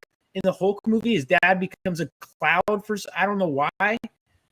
It was like 3 different cloud-based villains. I don't know Reese why. and Dion, and If you read comics enough, it happens that way. Like there was a year, I shit you not, that both Batman and Cap died. When Batman and Cap died, both of them were hit by time bullets. First off, time bullet is a dumb idea. The fact that Marvel and DC felt like they both needed to copy it is even stranger. So they were both sent back in time through time bullets. The comics can be even like there's so much weird stuff. It's always like weird. I haven't read those stories. We were talking about Infinity, or was it Final Crisis, right? Yeah, Is that one of them? I don't know if he dies in Final Crisis, but I think so. Batman dies, and then Civil War, the end of Civil War, he gets shot by the time bullet. The explanations, I often love the explanations they have to come up when they clearly don't know how this character can live, and so they have to like time bullet. I love it. I really feel like Grant Morrison came up with the idea first because Grant Morrison can pull off something like a time bullet, and Marvel's like, we're going to do it first. And we've got they've got like a stolen memo, like from DC. Like Oppenheimer, they we got a head start. Or they have a head start. We have to catch up. it's just a bar napkin with the word time bullet written on it. Right. Leaked, confidential. And Top secret. they didn't have Hickman yet, so they didn't know how to do because you can't really figure out what Morrison's going to do. Like you have to read a Morrison book 3 times so you can get it. Like the first. I need to read his Batman. I need to read more Morrison and more Hickman. I know everyone says Hickman's Avengers. Yeah, time runs out. I've heard his Fantastic Avengers, Four. his Fantastic Four. new Fantastic Four, and his Secret Wars. Secret Wars, yeah. 4. What is that? The 4th one? No, so Secret Wars 1 and 2, and then they call it Secret Wars 2 is horrendous. 2016. No, he's right. It is the 4th one because there was a Brian Michael Bendis Secret Wars as well, which was I totally forgot about that one. Yeah, there was the undercover right. it was trying to sell action figures. Apparently, it was just new costumes because they were spies. That's crazy. See, in my head, that one doesn't count. So yeah, Well, I heard that you one win was that good. one. All right, Secret Wars 2 is horrendous. It's awful. Yeah, It was it's like trash. because I remember getting to. I love the first one, and I remember getting to the second one, and instantly one issue, I'm like, this is like incredibly stupid. Yeah. Like, oh my god, like one of the scenes, he's an all-knowing being. He knows everything. He knows Spider-Man's every working being of his life. And first thing he does, he goes to Spider-Man knowing his secret identity and asks him how to use the bathroom. I'm like, so you know everything? And it's like, why? What? Yeah. Crazy. Iron Man's pretty weird in that one. You're better off just reading Contest of Champions if you're trying to be a completionist Marvel lore reader Okay. than That was- than is going that to what- Secret Wars 2. Yeah, Dude, but the thing is, you had to read it because it was going through every major run. Like, so New Mutants. Yeah. I was reading Claremont's run, so you had to read. It crossed over New Mutants, X-Men. It would like interrupt every good run. It was like, hey, you want to talk about the Beyonder? It's like, no. Like the Beyonder shows up in New Mutants, kills all of them, and goes, "You got to read the next Secret Wars to find out." It's like, all right, well now I have to. Hickman's Fantastic Four. Yeah, I would read, if you're going to do Hickman, I would do Fantastic Four and the Secret Wars. Okay. His Avengers is great. And Avengers ties in better. It's kind of hard. So both his Avengers run and his Fantastic Four all lead to Secret Wars. But you can miss the Avengers part and get that filled in the Secret Wars, but you cannot get the impact of the Fantastic Four part without reading. Okay, gotcha. Yeah, that's what I heard, and that's what I heard. A lot of people are, because I have no dog in the fight with the new Secret Wars because I know it's based on that one. But I understood that a lot of people were concerned because didn't they demote Reed from the main character. There's lots of rumor mill going around for that, and I think But I a lot of it's trust just anything. unconfirmed. Yeah. But I did a video on my YouTube about my predictions for Doomsday and Secret Wars because I'm a big nerd. But I really just think in the most simple terms, I think Doomsday is going to be the first Secret Wars, and then Secret Wars is going to be the 2016 Secret Wars, or 2015 Secret Wars, just generally. I mean, it makes sense. We know the X-Men are there, so it just makes logical sense. I think that Doomsday will be Battle World, basically. The first one's that would be fun. Yeah, I think Secret Wars will be the incursions, and Battle World will be, but it'll be Marvel Cinematic Universe Battle World, so it'll be right. And you get Avengers vs X-Men for fun. Yeah. So there'd be no X-Men. Or no, there would be their version Doomsday of has a lot of X-Men. X-Men that are going to be in it. I forgot. Yeah. Officially, yeah. Yeah. Yeah, I mean, so the goal, the goal of that, the problem is they kind of used a lot of those ideas in the Loki show. Yeah. So we'll see what they do. Loki show was good. Welcome to the Marvel Cinematic Universe podcast, guys. Thanks for tuning in. All right, so hold on, we got some covers here from Brandon because Brandon's like, dude, You guys why want to won't cover it? So I was yeah, like, all why right, won't fine. you? Why won't you give me the 69? Why am I still at 65? I mean, those are good questions. Very good questions. So let's see some covers here. Okay, who did this one? So this is my guy Victor Silva. He does the interiors. I always like to get my interior guy to do a cover, just so. Yeah. Good move. And then cover B. This looks like my boy. Yeah, Gerald Vaughn. So Gerald Vaughn cover. I mean, what can I say? Always talented, always great. Just a stunner. And who do So so this guy, Daniel Conan, found him on Instagram through a guy, and he gave me that one. Really talented. Yeah, it's good. I like that one. Yeah, it's I wanted like a drop in, kind of like a skateboardy-esque, you're dropping in kind of thing. So he took that idea and ran with it. So yeah. Nice, beautiful covers, man. Yeah, thank you. That's good. I'm excited about this book. I'm excited. So his powers, if I'm not understanding, is he can sketch things and it comes to life, right? Yeah. So he can sketch things like a soup where there's like the black wisps that you see kind of on that cover. You'll see it in the book as well and kind of on the pages. And he injects it into his spine to be able to walk and to move around and stuff. And he's able to draw things to life. He can alter the terrain, all like a Full Metal Alchemist type of thing. And he can also suck things into books too. So I mean, a couple guys with some guns suck them into books. Fist fight kind of thing. So yeah, it's a good time. All right. So we got Kyle Willis here. So Kyle, let me show you who's left. We've talked about a lot of people. Well, we've got a couple of books that are live and a couple of books that stuff. So we got The Last Day of Cthulhu. Mhm. So we got The Last Day of Cthulhu up here. See, we just got another backer. Last day there. I can share that out. Kyle is a big supporter of the indie community. He's also a great cover artist. If you ever need some covers, really good stuff, and does remarks. He was at Terrificon. Oh, what? Did we talk? He does. So you may not have saw him because he does a lot of whatnot sales. So sometimes he's near, but Okay. Because I tried to talk to everyone. I know a couple people from the Discord did come up and talk. Nice.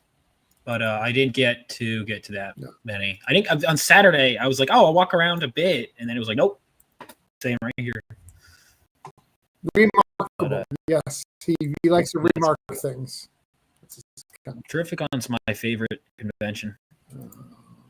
I've been meaning to go the last couple of years. I may go next year. The problem is it's really hard for me to go because Fan Expo likes me. Then that I could probably get to that one. I could probably get a table for free because so many people are at Terrificon. That's so. I was like, I can't wait for them not to do that 2 years in a row. 2 years in a row because I want to go to both of those shows. But all right, yeah, I don't blame you. If you're getting a free Fan Expo table, that's huge. I apply to a couple of those. So, and then we've got this other one who I don't think you've seen, Kyle. Kyle likes superheroes. I'm going to show him some superheroes. This is, let's show you this one as well, Kyle. Kyle, are you still with us? Phenomenova right here. Oh, yeah. My buddy. Talk a little bit about it.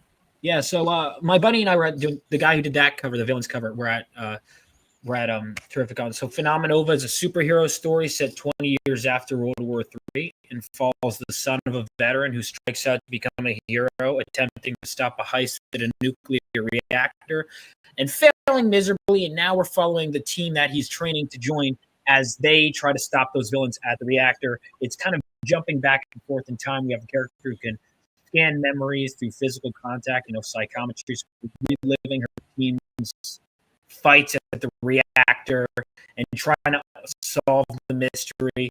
Our third issue is the one that's finally introducing the title team. So I love it. Yeah, phenomenal. But thank you with the logo. It was 11 letters. So I was like, it's got to be something that reads clear. And he came up with it like right away. So I was very happy about that. I just finished Claremont's X-Men run right before launching this, and that was very cathartic because that is my biggest inspiration. So if you like that, New Teen Titans, or even the first two issues, I would say are closer to I pulled from the Sam Raimi Spider-Man movies. Right. I pulled that with a modern twist. Is how I like to describe it. Let's see if Kyle's even around. I think he took off on me. He swung by. I think he did a hit and run. The worst? I'm the worst, guys. By the way, if you ever see me, I will do hit and runs, but multiple times. So Vaughn, when I was making comments, I left for 10 minutes in between. Oh, well, yeah. Before we can defend ourselves, I could be like, I don't even hear the responses a lot of the time. Then I'll just say random shit when I come back. See, I don't do that too. I'll be like, hi, and then I'll wait 5 seconds and they don't immediately acknowledge me. Say hi to me. I'm like, all right, bye. Yeah, I'm like, well, but they're like mid conversation. I'm like, I'll come back. I do that sometimes. That's why often when my viewer count goes up and down, I'm like, what's happening? It's probably what's happening. I noticed though, if you stream to multiple platforms, so Twitter gives you the false idea that you have a lot, because what they do is if someone just tunes in for a second, it stays there. It's that. Yeah, never so you'll be like, I do it, but mostly because it keeps it on the top of the screen, so that way if someone goes, oh, I'll go to YouTube. Yeah, that makes sense. That's typically why I use it. So also, it makes me feel good if I show the numbers and I just can ignore the actual numbers. Right, you feel like a. It's serotonin. There's tons of people. Yeah, I'm like, I'm cool. And it's really there's 3 people to chat. Right. But Braden, I think I'm gonna let you down. Well, I'm not. I didn't let you down because I'm gonna get it. You said no. Shut your fucking mouth. We're gonna get it. It's gonna take us. You just need to calm down. But I'm going to give people an out who have to go because it is 11:20. Anybody got to go? Yeah, Oh yeah. shit, we're in. We're in it, Let's boys. go. Let's go. Endgame. Nice. All right. We're going to share this a little bit out. I'm going to share some of my groups, some of my places to get some stuff. Let's figure out another thing to talk about. What's the hardest part? Well, actually, if you could ask for one piece of advice from somebody, what would that be? What do you need help? What do you think? What could make? How could you get better? How could you get more followers or backers or whatever you need? And let's see if we can answer that here. Oh, we got 66. Hell yeah. Not 69. We got 66. Hell yeah. Money. That's I need more money. That's, Explain that out. There's a famous song. Maybe you've heard it. It goes something. Say no way. Say no way. Say no way. Na na na na. Why don't you get a job? I think is how it works. Yeah, I think. No way. That's it. Yeah. No, why don't you get a job? Yeah, that's it. I got it. It took me a minute. I know, right? Money, but in all seriousness, money's really hard. Yeah. And any artist that's really good who's going to level you up Yeah. wants that pay. sure. And then the negative is even if you can figure out how to pay them for like 5 pages to a Kickstarter or like get them to do 5 for free, that 30 days of running that Kickstarter, Stress. they may not feel the same way after it because let's say you raised $5,000. Now they want more of a cut of that, not factoring in the printing and all the other stuff. Right? So it gets tough in that arena. So it's very tough. So how are you gonna get some money? So, I was just gonna like shout out my Cash App. I mean,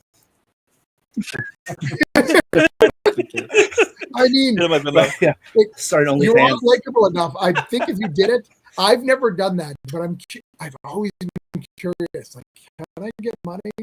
Like, and I always like when. So I've never been offended when I've seen someone do it. Like, it's my birthday. I literally thought, I was like, maybe I should do that. I was like, no. I ask for money all the time for my books. I can't be asking them money randomly for just funds. We were talking about that today. I saw somebody put it on their car.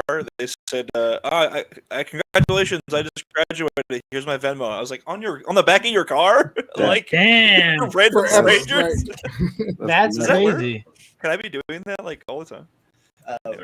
Once I think I retweeted a meme that was like, if you love Jesus, send me $1. And Nick from the Comic Burrito sent me $1 on Cash App. He does love Jesus, so that does track. There you go. It works. There we go. Pretty sure that's the business model for a lot of And to be fair, mega I churches. asked for If you stars. love Jesus, give me $1. Yeah. I asked for stars last time, and I begged enough and got stars. So it does work. Hell yeah. So the solution is beg for money. Right. I mean, isn't that what Creator Hangouts are for? Like, I mean, that's what we're here for. Let's be honest. exactly. What are you doing tonight, Stoney? I'm going online to beg money from strangers on the internet. You know, like people are like, "Hey, you getting into the money?" No, not really. That's fun. All right. I'm yelling it on Twitter now. To follow Sketch Night. See The if that Twitter helps. shit, I appreciate it. I really do. All right, Vaughn. We took some advice. I'm going to give you some more advice. Let's go. Let's give you some more advice. Let's go. Let's go. So the update thing we amended. So I mean, there's nothing you can do after the fact, right? Like, it no, is what right. it is. So I can't unupdate, but I could be like, yeah, because normally my mindset and like I'm not even looking at it from the other end. I'm just like done, and I don't even realize how annoying it comes across. Well, it's not about being done. So all right. So here's the advice. So Vaughn did a big update and he shut out a bunch of creators, and I'm sure your intentions were great. Hey, I have 200 In my followers. end, it came across. I saw all the images. I don't know what happened, but it just became a bunch of links when it sent through. So useless. But the secret to Kickstarter and to backers is getting campaigns that are close, right? So if I was you right now and had a superhero comic book, I would be trying to find other superhero comics around the 200 mark and say, hey, can we do a update share? Reason why, if they do an update and talk about yours, just yours, the better chance. Like you and CL are both doing superhero books. You guys have a better chance of getting backers from each other than me putting on my Cthulhu. Okay. It's not that you won't get, I mean, because I have almost 500 backers. Odds are some of them are superheroes, but the goal should be that you'll get more backers from things that are similar. Gotcha. So again, Sketch Night's going to be like, that may be a good one once he has a few going. Yeah. The other thing that I told you is he did all of his updates on the same day, right after each other. Yeah, that was I did. Well, I didn't think of that. When But you now I see know. it in an email, all that is a Yeah, bunch of spam. especially in No the- one's going to open that shit. So if you do one, and because the goal is to get people to know that you're backing. Right. I didn't even think of that. Yeah, now, like, because when you sent me, as soon as you sent me the screenshot, because on my end, I just go, look at what I just did. And then I see this, I'm like, oh, God, I'm that guy Right. now.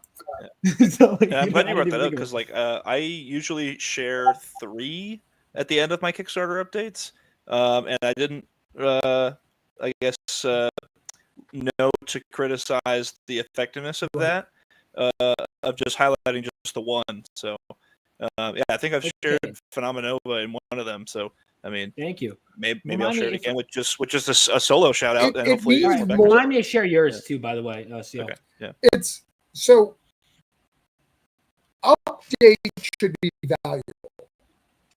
So it should be like being on a. You ever have that YouTube channel where you know if you can get on it, you'll get a few backers, right? Right. Yeah. Mine or anybody's like there's some stuff. It's more of so you want to get on those YouTube channels because they got a good audience, and their audience, if someone says it's sport, kind of like I do here, you should treat your updates like that. So hey, if you get an update from me and you're speaking to your audience, you're gonna more likely get stuff. So that's the way you can really build that out and help grow that stuff. The other thing is something for you, Vaughn. It's not a huge deal, but something that I recommend. And question for you: what was your Kickstarter? Only Kickstarter. What was your numbers for Kickstarter? Oh, nowhere near this. I no. This is my last campaign was 2,000. No. Your backer numbers. Don't know with the money. Oh, it might not actually be comparable. How did you jump from 2,000 to that? So I split across 3 different platforms. Three different last platforms. time.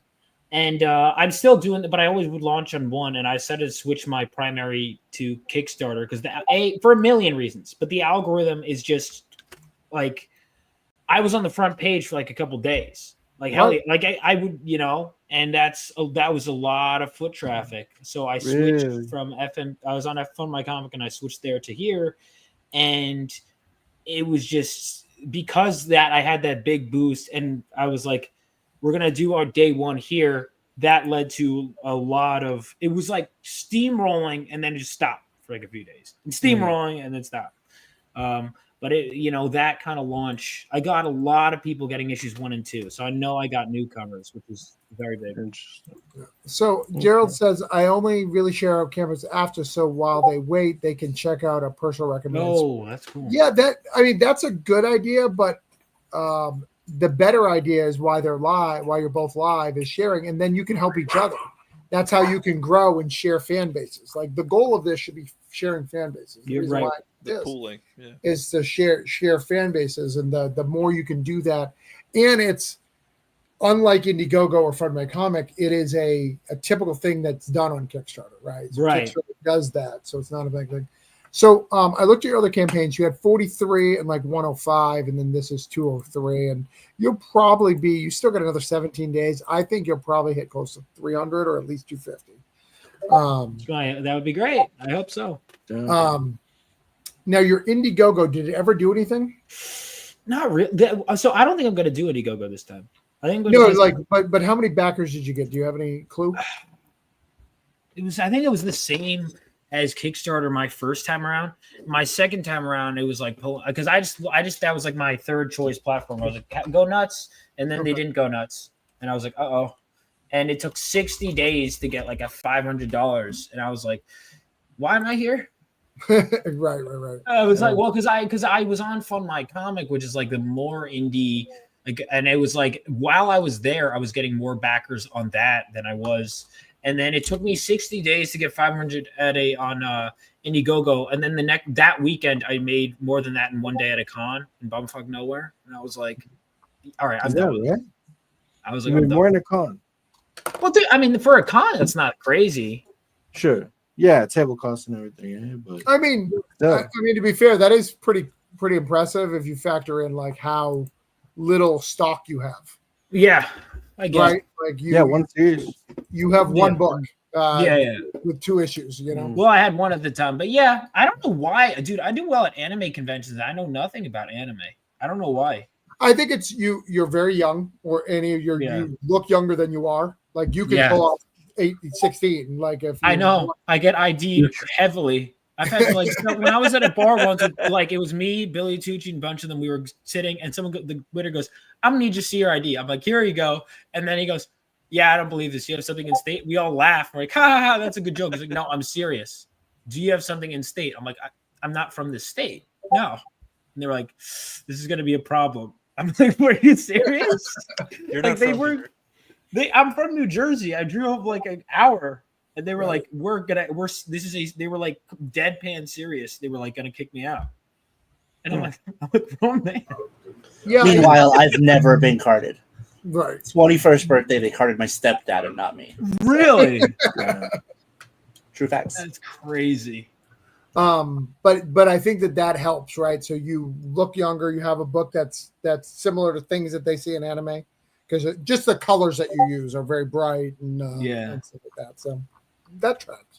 I think my artist. It's funny his art style. Everyone says it's like borderline anime, which I'm happy, especially sales wise, that it is. But I ask him, and his influences are not that at all. Like Olivier Coipel, Jim Lee, Pepe Larraz, like those are his big influences more than. But again, Jim Lee was inspired by anime. Just it like was Art 90s Adams, anime, right? Not.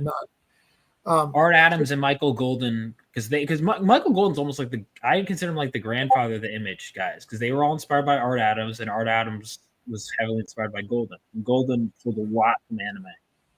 So all right, so what I would do, so you can click on any of these images and you can put something under it. I would put these cover descriptions. Oh, as captions. As captions. Okay. It'll look better, and it makes it very clear on what you're getting. Okay. Gotcha. I'll do that. Because if someone's scrolling fast, they don't know if it's at the top or the bottom, and you don't want them to have to go back up and figure that out. Like you need to give that to whatever cover they're on, because you want them to back as quickly as possible, because anything can happen. If they're an adult, a kid could come in the room and stop them. So you don't want anything to slow down that process. That's just basic marketing for internet. Okay, gotcha.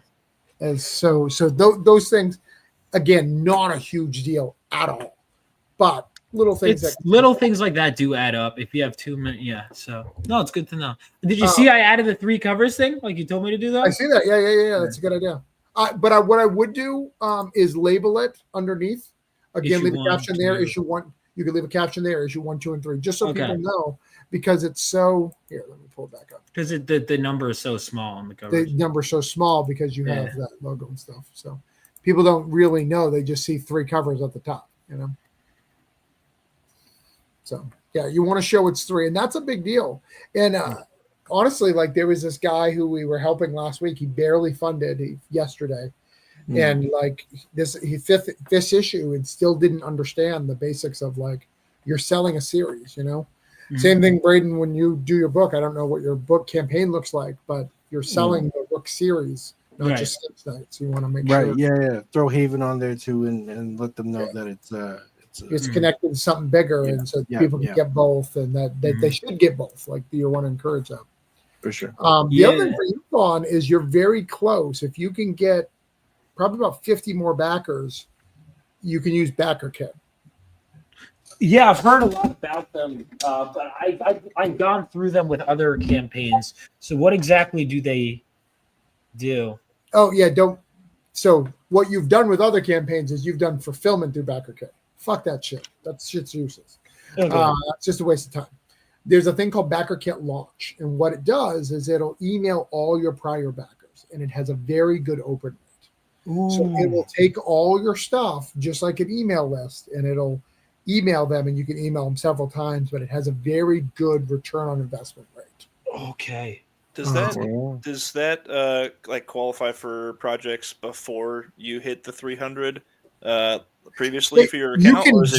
You can do it before. It just value wise, you want to make sure you have like a backer pool of like 300 something, right? Because you don't want to spend $100, you know. Right.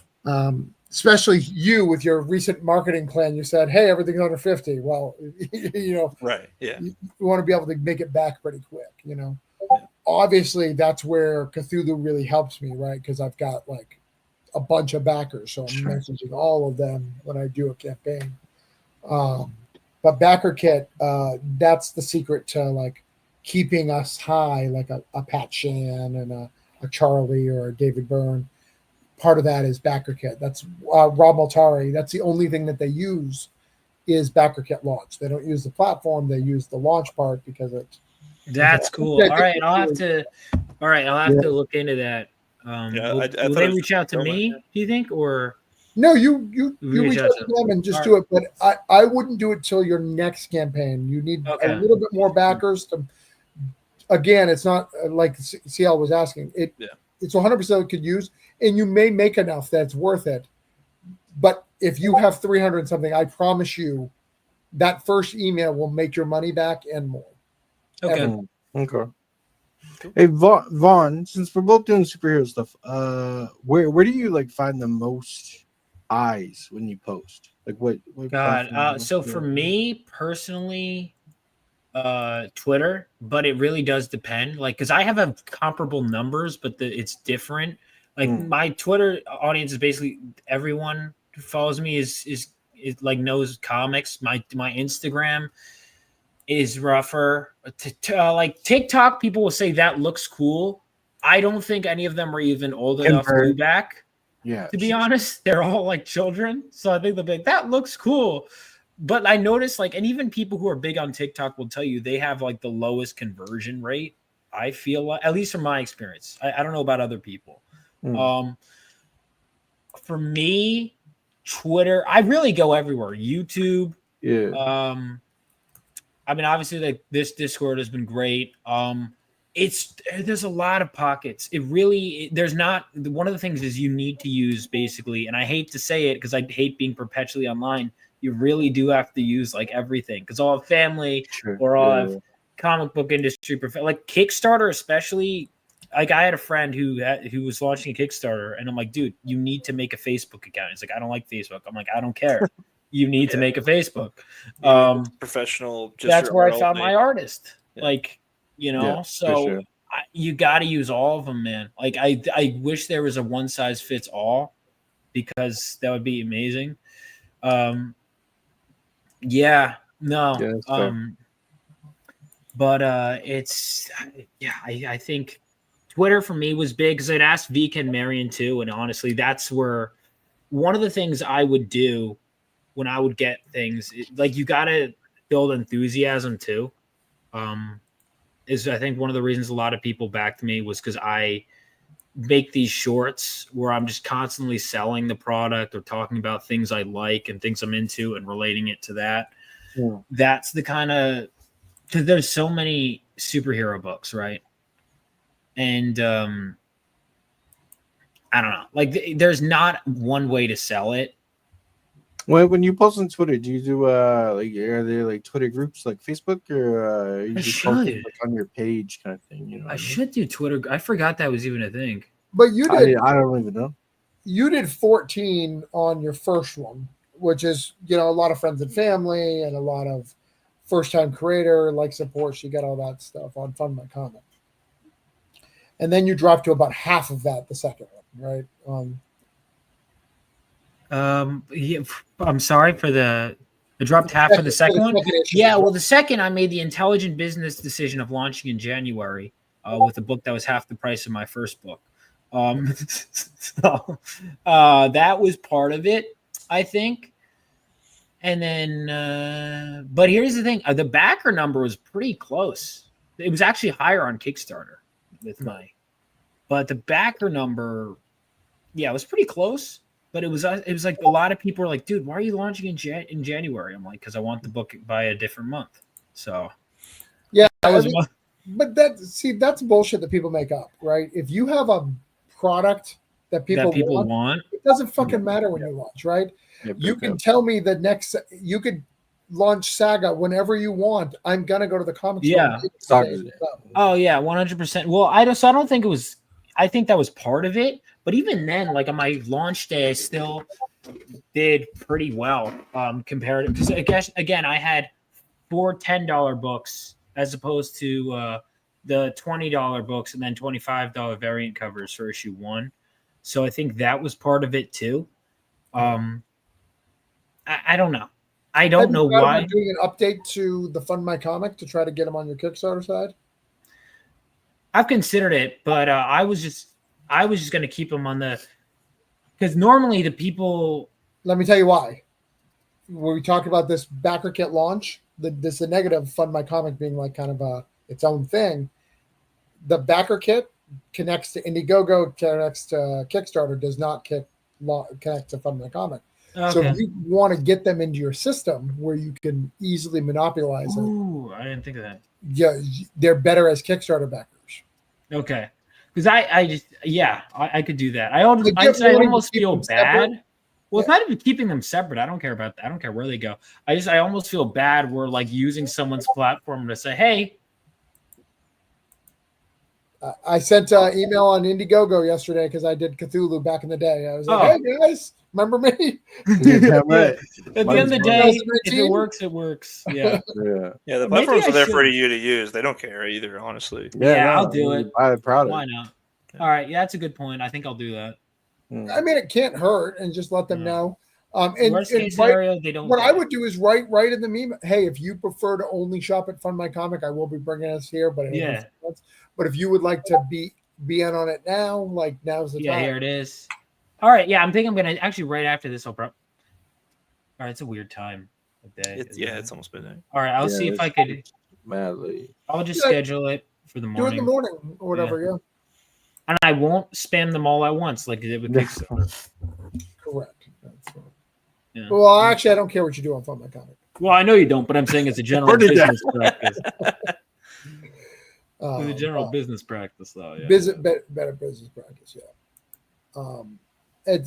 You'll see the results on launch. I can. Here, I'll even spoil it and show you guys. I can even log in and show you. Show you the secret sauce for a second. Let me get to a spot where I can show you.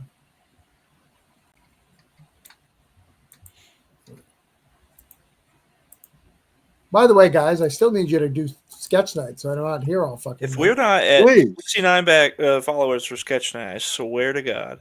I swear to God. All right. So this is my thing here. So this is returning and integrating. So the other thing that's really good about it is see the analytics are really good. Mm-hmm. Yeah. So new versus returning backers. So we've got 60 of them new, 414 are old. I've been here for a bit. Over here. So these are ones I've sent, and this is what I do for late pledges too. I even get money on late pledges through this. So let's go. Obviously, the first ones that we do. Oh wow! So see, these are the response rates. So let's go to the first one we did. I'm an analytics nerd, so I'm setting up. Mm-hmm. So this one sent out. Let's see the results. So I sent it out. I got 53 pledges from that email. That's God. insane. 88 pledges. And I did this a day after it launched. So I That's waited. crazy. I got 7 from Kickstarter emails. Um, 53 is Nice. awesome.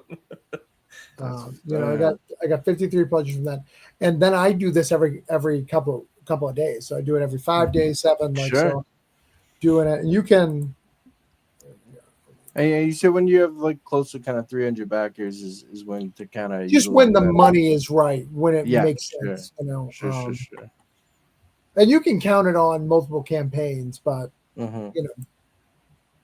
But yeah, That's it's not super worth cool. doing. But even like, look at this. Like, I didn't get, and sometimes it doesn't hit. But let's see. How do I see these? All right, email campaigns. So this one, and because this is important as well. So Granite State Punk, I did a last call. This has been done for months. Yeah. Even though it says 0, I got pledges from that. I got Right. pledges from that. So because they don't always record, so you're still getting them. Mhm. Right. Okay. Nice. It's good to know. I'm always curious as to because here's Yeah. the thing, because the problem with promoting everywhere is I'm never sure where the most spillover is. Yeah. I hate promoting But I on can Reddit. speculate. Promoting Yeah. on Reddit sucks. Was Yeah, that one not good? Reddit, It's you're kind of worse. like building a community and like talking and Yeah, Yeah. because they also the mods from what I've The mods, seen, yes, thank they you. will Hey, kill you. They on kill sight. you. I don't understand it. There are literally indie comic Reddits, right? For indie comics. Built Yeah, the I Reddit for tried indie comics, once years ago, and and I'm they like, ban that's it. you like crazy. It's insane. Dude, because Reddit I- mods think they're like the Mhm. equivalent Power- of that. power no, hungry. They're like the equivalent of like mall security cops that think Yep. they're like gods. It's like, Yeah. dude, that's what Yeah, the they're, rest they're of like the Reddit mods Beyonder are. coming to knock on your door, like, "Hey, do you want to hear Mm. about the Beyonder Yeah. in your otherwise good comic?" And you're like, "No, get out of here." that's what the Reddit mods are. Except Hey, they have all Brian. the power because they can blink you out of existence if you're like, yes, Beyonder. You can join me. It's so crazy because like you literally go, hey, this is an indie comic subreddit. Indie comics take thousands of dollars to make. They'd be like, sorry, identical posting. You know, it looks too similar to the same your other post. And I'm like, you gotta push, man. You gotta work. Like, I don't know, understand what you're thinking. It's ridiculous. no, there's a lot of strategies that change as you get higher. And then honestly, I think, and this sucks, but I think Kickstarter is in a renaissance right now. I think the not safe for work has really messed with the algorithms. So the algorithms aren't producing as well as they have. And I think they know it too. I'm not anti. This isn't an anti not safe for work. It's It's an that observation. Yeah. it messes up the algorithms. If there's more of it than other things, it Right. doesn't know what to recommend. Mhm. And it can't figure. It's still trying to figure all that stuff out. And I think Yeah. that's causing some breath. And then what also happens is some people don't make not safe for work comics, but they'll do a not safe for work cover. Cover. Still Yeah, has the labeling in it. So it's like, all right, well, so then Mm. anything can be not safe for work. It's not Yeah, just sure. Ooh. so it confuses things. So I think that's part of it. I also think a lot of the tricks that we used to use, people aren't falling for them anymore. Like, so we got to come up with new tricks. And I don't know what those tricks are yet, but I'll find them. I promise you. Yeah. By the way, a lot of Sketch new Edit- tools on the Kickstarter platform as well. Like the late pledges are new. I think that was this year, right? And then Yeah. they This have campaign- it's like late follows. I think I just logged in today and saw that for the first time. what does like, late follows mean? Yeah, I think it's literally like a brand new feature today is when I first saw it, and I'm live in a campaign, so I'm in there all the time. So you have followers, right, for Sketch Night. We have Right. 69. Oh no! Yeah. But You can when get- when it's live and launched, you can literally like, oh, I'm going to come back to this later. I don't have time to back to this right now, and you follow it while it's live, and then Kickstarter will like send them an email because they did a late follow. Yeah, that's always been there. It was called Remind Me. Remind me. Yeah, Okay. I think they just renamed it then. I don't Okay. know. I had never noticed it before, honestly. Or maybe they just renamed it on the back end. and it's always been released. Yeah, it shows up on the dashboard now too. It's like here's your here's your conversion rate for followers pre-launch and your post-launch late follower conversion rate. And I was like, what? This is the first time I've looked at this metric. So, yeah, honestly, Vaughn, I would get,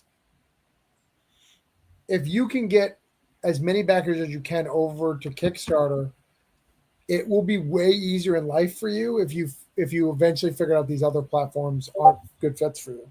Yeah, I'm no, not saying they aren't good fits for you or not. It's if Yeah. that is the case, if my theory is correct, then you only have to do one campaign. Because if you're losing Yeah. like 10 backers, whatever, Yeah. you know.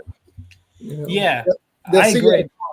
I think a lot of people, yeah, I mean, I'm going to use everything I can, but it's definitely not even outside of that. It's just much less work, you know, like they have to go through, because then it's like I'll get these things in the algorithm to promote your campaign. It's like, which one am I going for? All right, we're gonna do that one. You know, that it's 3 times the work. Now, so you run in different. So I'm trying to word this politically correct. You run in Twitter circles. Mhm. So some of those Twitter circles can be very fringe, I think is the word you're looking for. well. I wouldn't say fringe. Aren't politically aligned as a lot of the Kickstarter backers. Yeah, I guess. That's good. Let's go that conservative. Yeah. Yes, I'll just call it conservative. Yeah, They just tend to blanket. not like Kickstarter for whatever reason. Some of them, I don't think my current backers. That's one of the things. I that don't was think my they question. current ones Are you care getting anymore. the pushback? Not on really. Kickstarter? I had like 2 people tell me. So one person told me they're not, but it had nothing to do with that. They were just like, I've been on this platform. They're not like anti. I had one person that was like, I despise Kickstarter. And then I go and I look at him and I'm like, he was whining about me like 2 tweets ago. I'm like, you weren't going to back me. Right. I mean, like he was whining about me and my friends like 2 and I'm like, I was like tempted to just be like, what was your backer number when I was on other, and because I know this person didn't back me. Right. No, but honestly, I haven't got much pushback at all. I had a few people, but again, the only people that have whined about it are people that were already angry at me. Right. So I was like, there are people that said, hey, I prefer a different platform. That's fine. You know, you're fair. But like in terms of yelling at me, a few people that I blocked recently. Yeah. Yeah, I think that, I mean, so what happened was, for those who don't know the Kickstarter history, Kickstarter has kicked a few people off the platform who they felt were controversial and bad for the platform. And so therefore it's cancel culture and blah, blah, blah, blah, blah. Indiegogo did the same thing. They just shadow banned them. Yeah, Indiegogo is doing it, and Indiegogo's been doing it harder, from what I've noticed. Well, I think, so Indiegogo, this is crazy. They emailed me yesterday and said, hey, I know you have a Kickstarter coming. Any interested in jumping? Did you get that email, Brendan? Yes, A lot of people I got it too. I don't think I did, but I don't have like an Indiegogo thing, so I don't even know if they're aware of me. Yeah, they sent me a message and basically sniping Kickstarter, being like, hey. Yeah, they did that even on Active my people. first campaign. Crazy. When I had nothing, they were, hey, come on over to Indiegogo. They've been I mean, here's the thing about it too. One of the things about Indiegogo, and I don't have anything against their platform necessarily, but it's just if you look at it, Kickstarter, there's comics right there. You click on the second tab. Indiegogo, there's like 5 buttons you have to tap just to get to comics. Right. It's not a comic. That was part of the reason why I like FMC better than Indiegogo, is because Indiegogo, because I have friends that do film and stuff. Right. It's a great platform for tech, for film. Comics, it's just like it's not even really much of a factor. Yeah. Well, and you're a big dog over at Fund My Comic, right? Like Yeah. you're like the 5th highest funded comic over there. Yeah. I think so. Because a lot of the ones that have higher numbers than you were brought over From Indiegogo. from another campaign. Yeah. But yours was 100% from that platform. Yeah, I started there because I was like, I'm indie. Might as well. They gave me like a very low percentage. Yeah. They did to take. So I was like, why not? So Yeah, you're 9th on their thing, and I know a few of those above you are literally ones that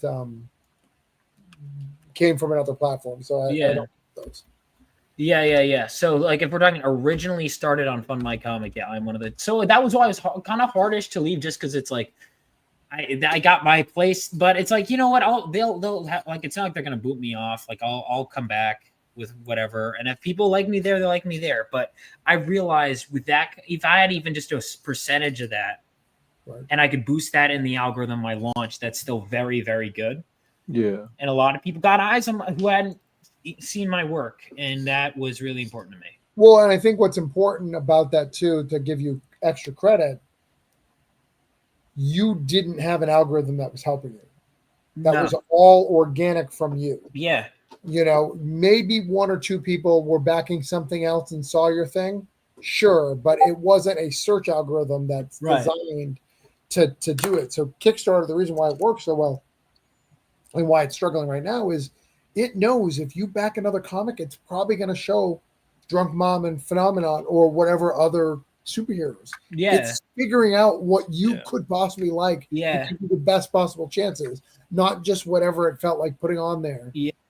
And I realized that was one of the other things too, is I realized Fund My Comic was basically like if family members, wherever. And I realized, I'm like, they're not going to be picky with Right. the platform. It's like, yeah, I want the job to take the lowest percentage, but that percentage, I'm looking at it, I'm like, but if that leads to this many more people seeing it, that percentage is going to be negligible. You know, it's going to be whatever.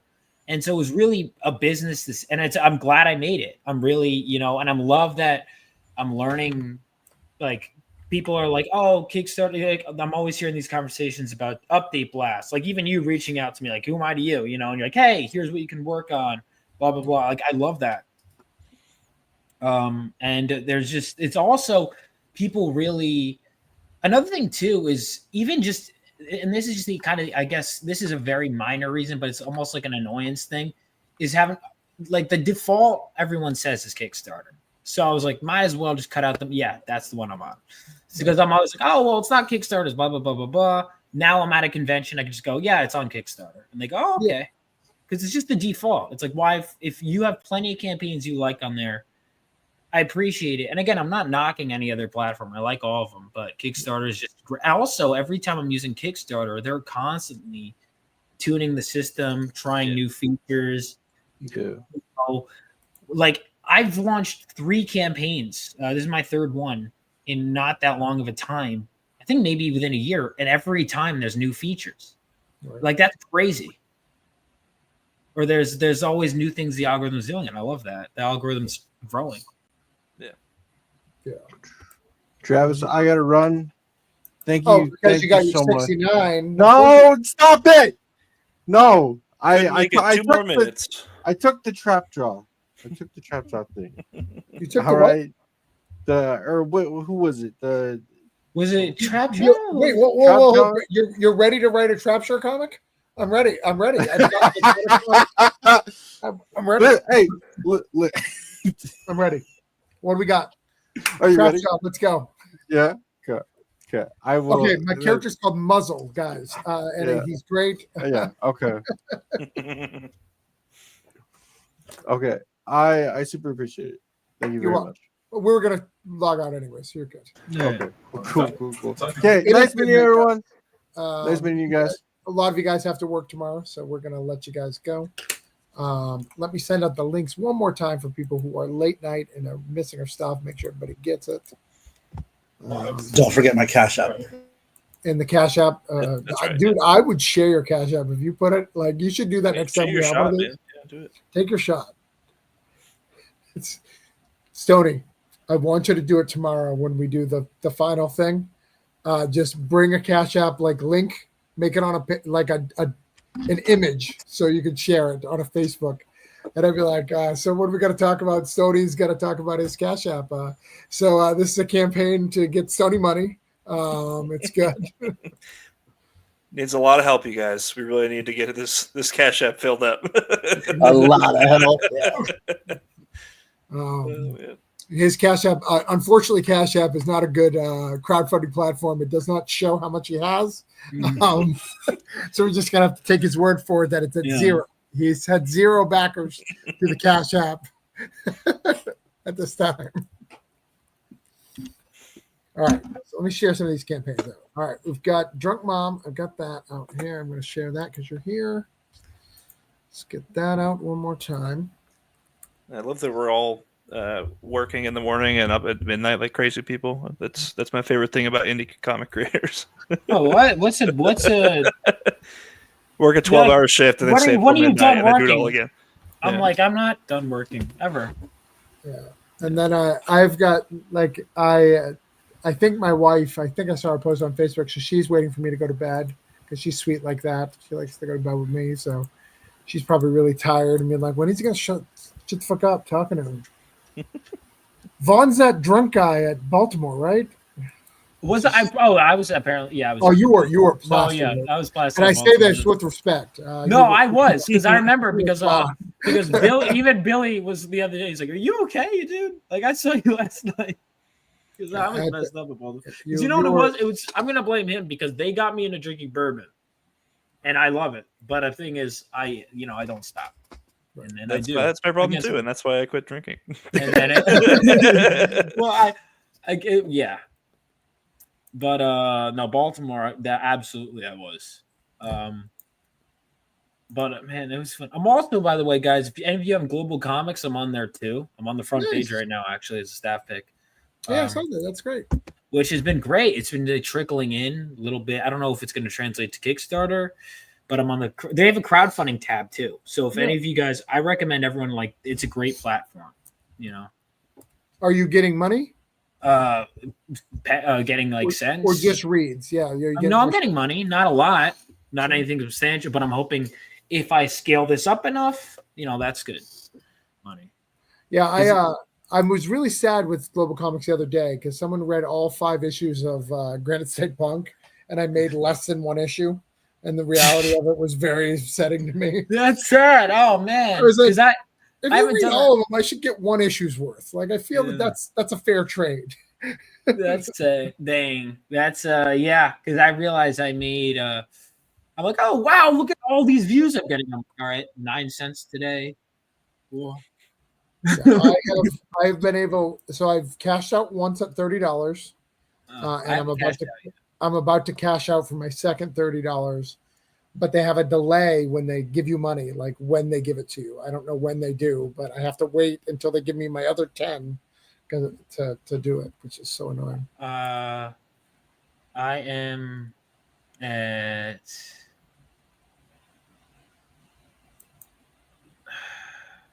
Yeah, you got to go to your like publishing tab. Yeah, I'm looking it's at really my hard. internet's just taking 10 years. Oh, yeah, it's super weird how you find it. You got to go to your like publishing tab, and then you've got to go to like, you got to go to analytics. I've done well in the last 30 days. I mean, not like making a living well, right? But I'm happy with this number. How much is it? So last 30 days, 10-15. Okay, that's not bad. That's not bad at all.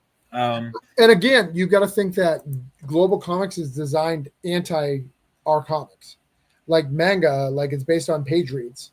So like a manga is gonna get more page reads because it's their volumes and they're fast paced, right?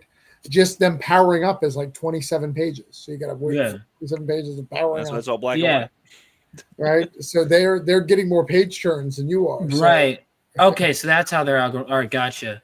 Because I didn't know how their algorithm. Because I was always like, so I was like, do they penalize people who do like splash? The double page spread. I'm like, that could have been. Yeah, unfortunately, but if you think of it, if they paid the other way, everyone could cheat it, right? I'd be like, hey, Sony, can you leave this page up on your platform all day?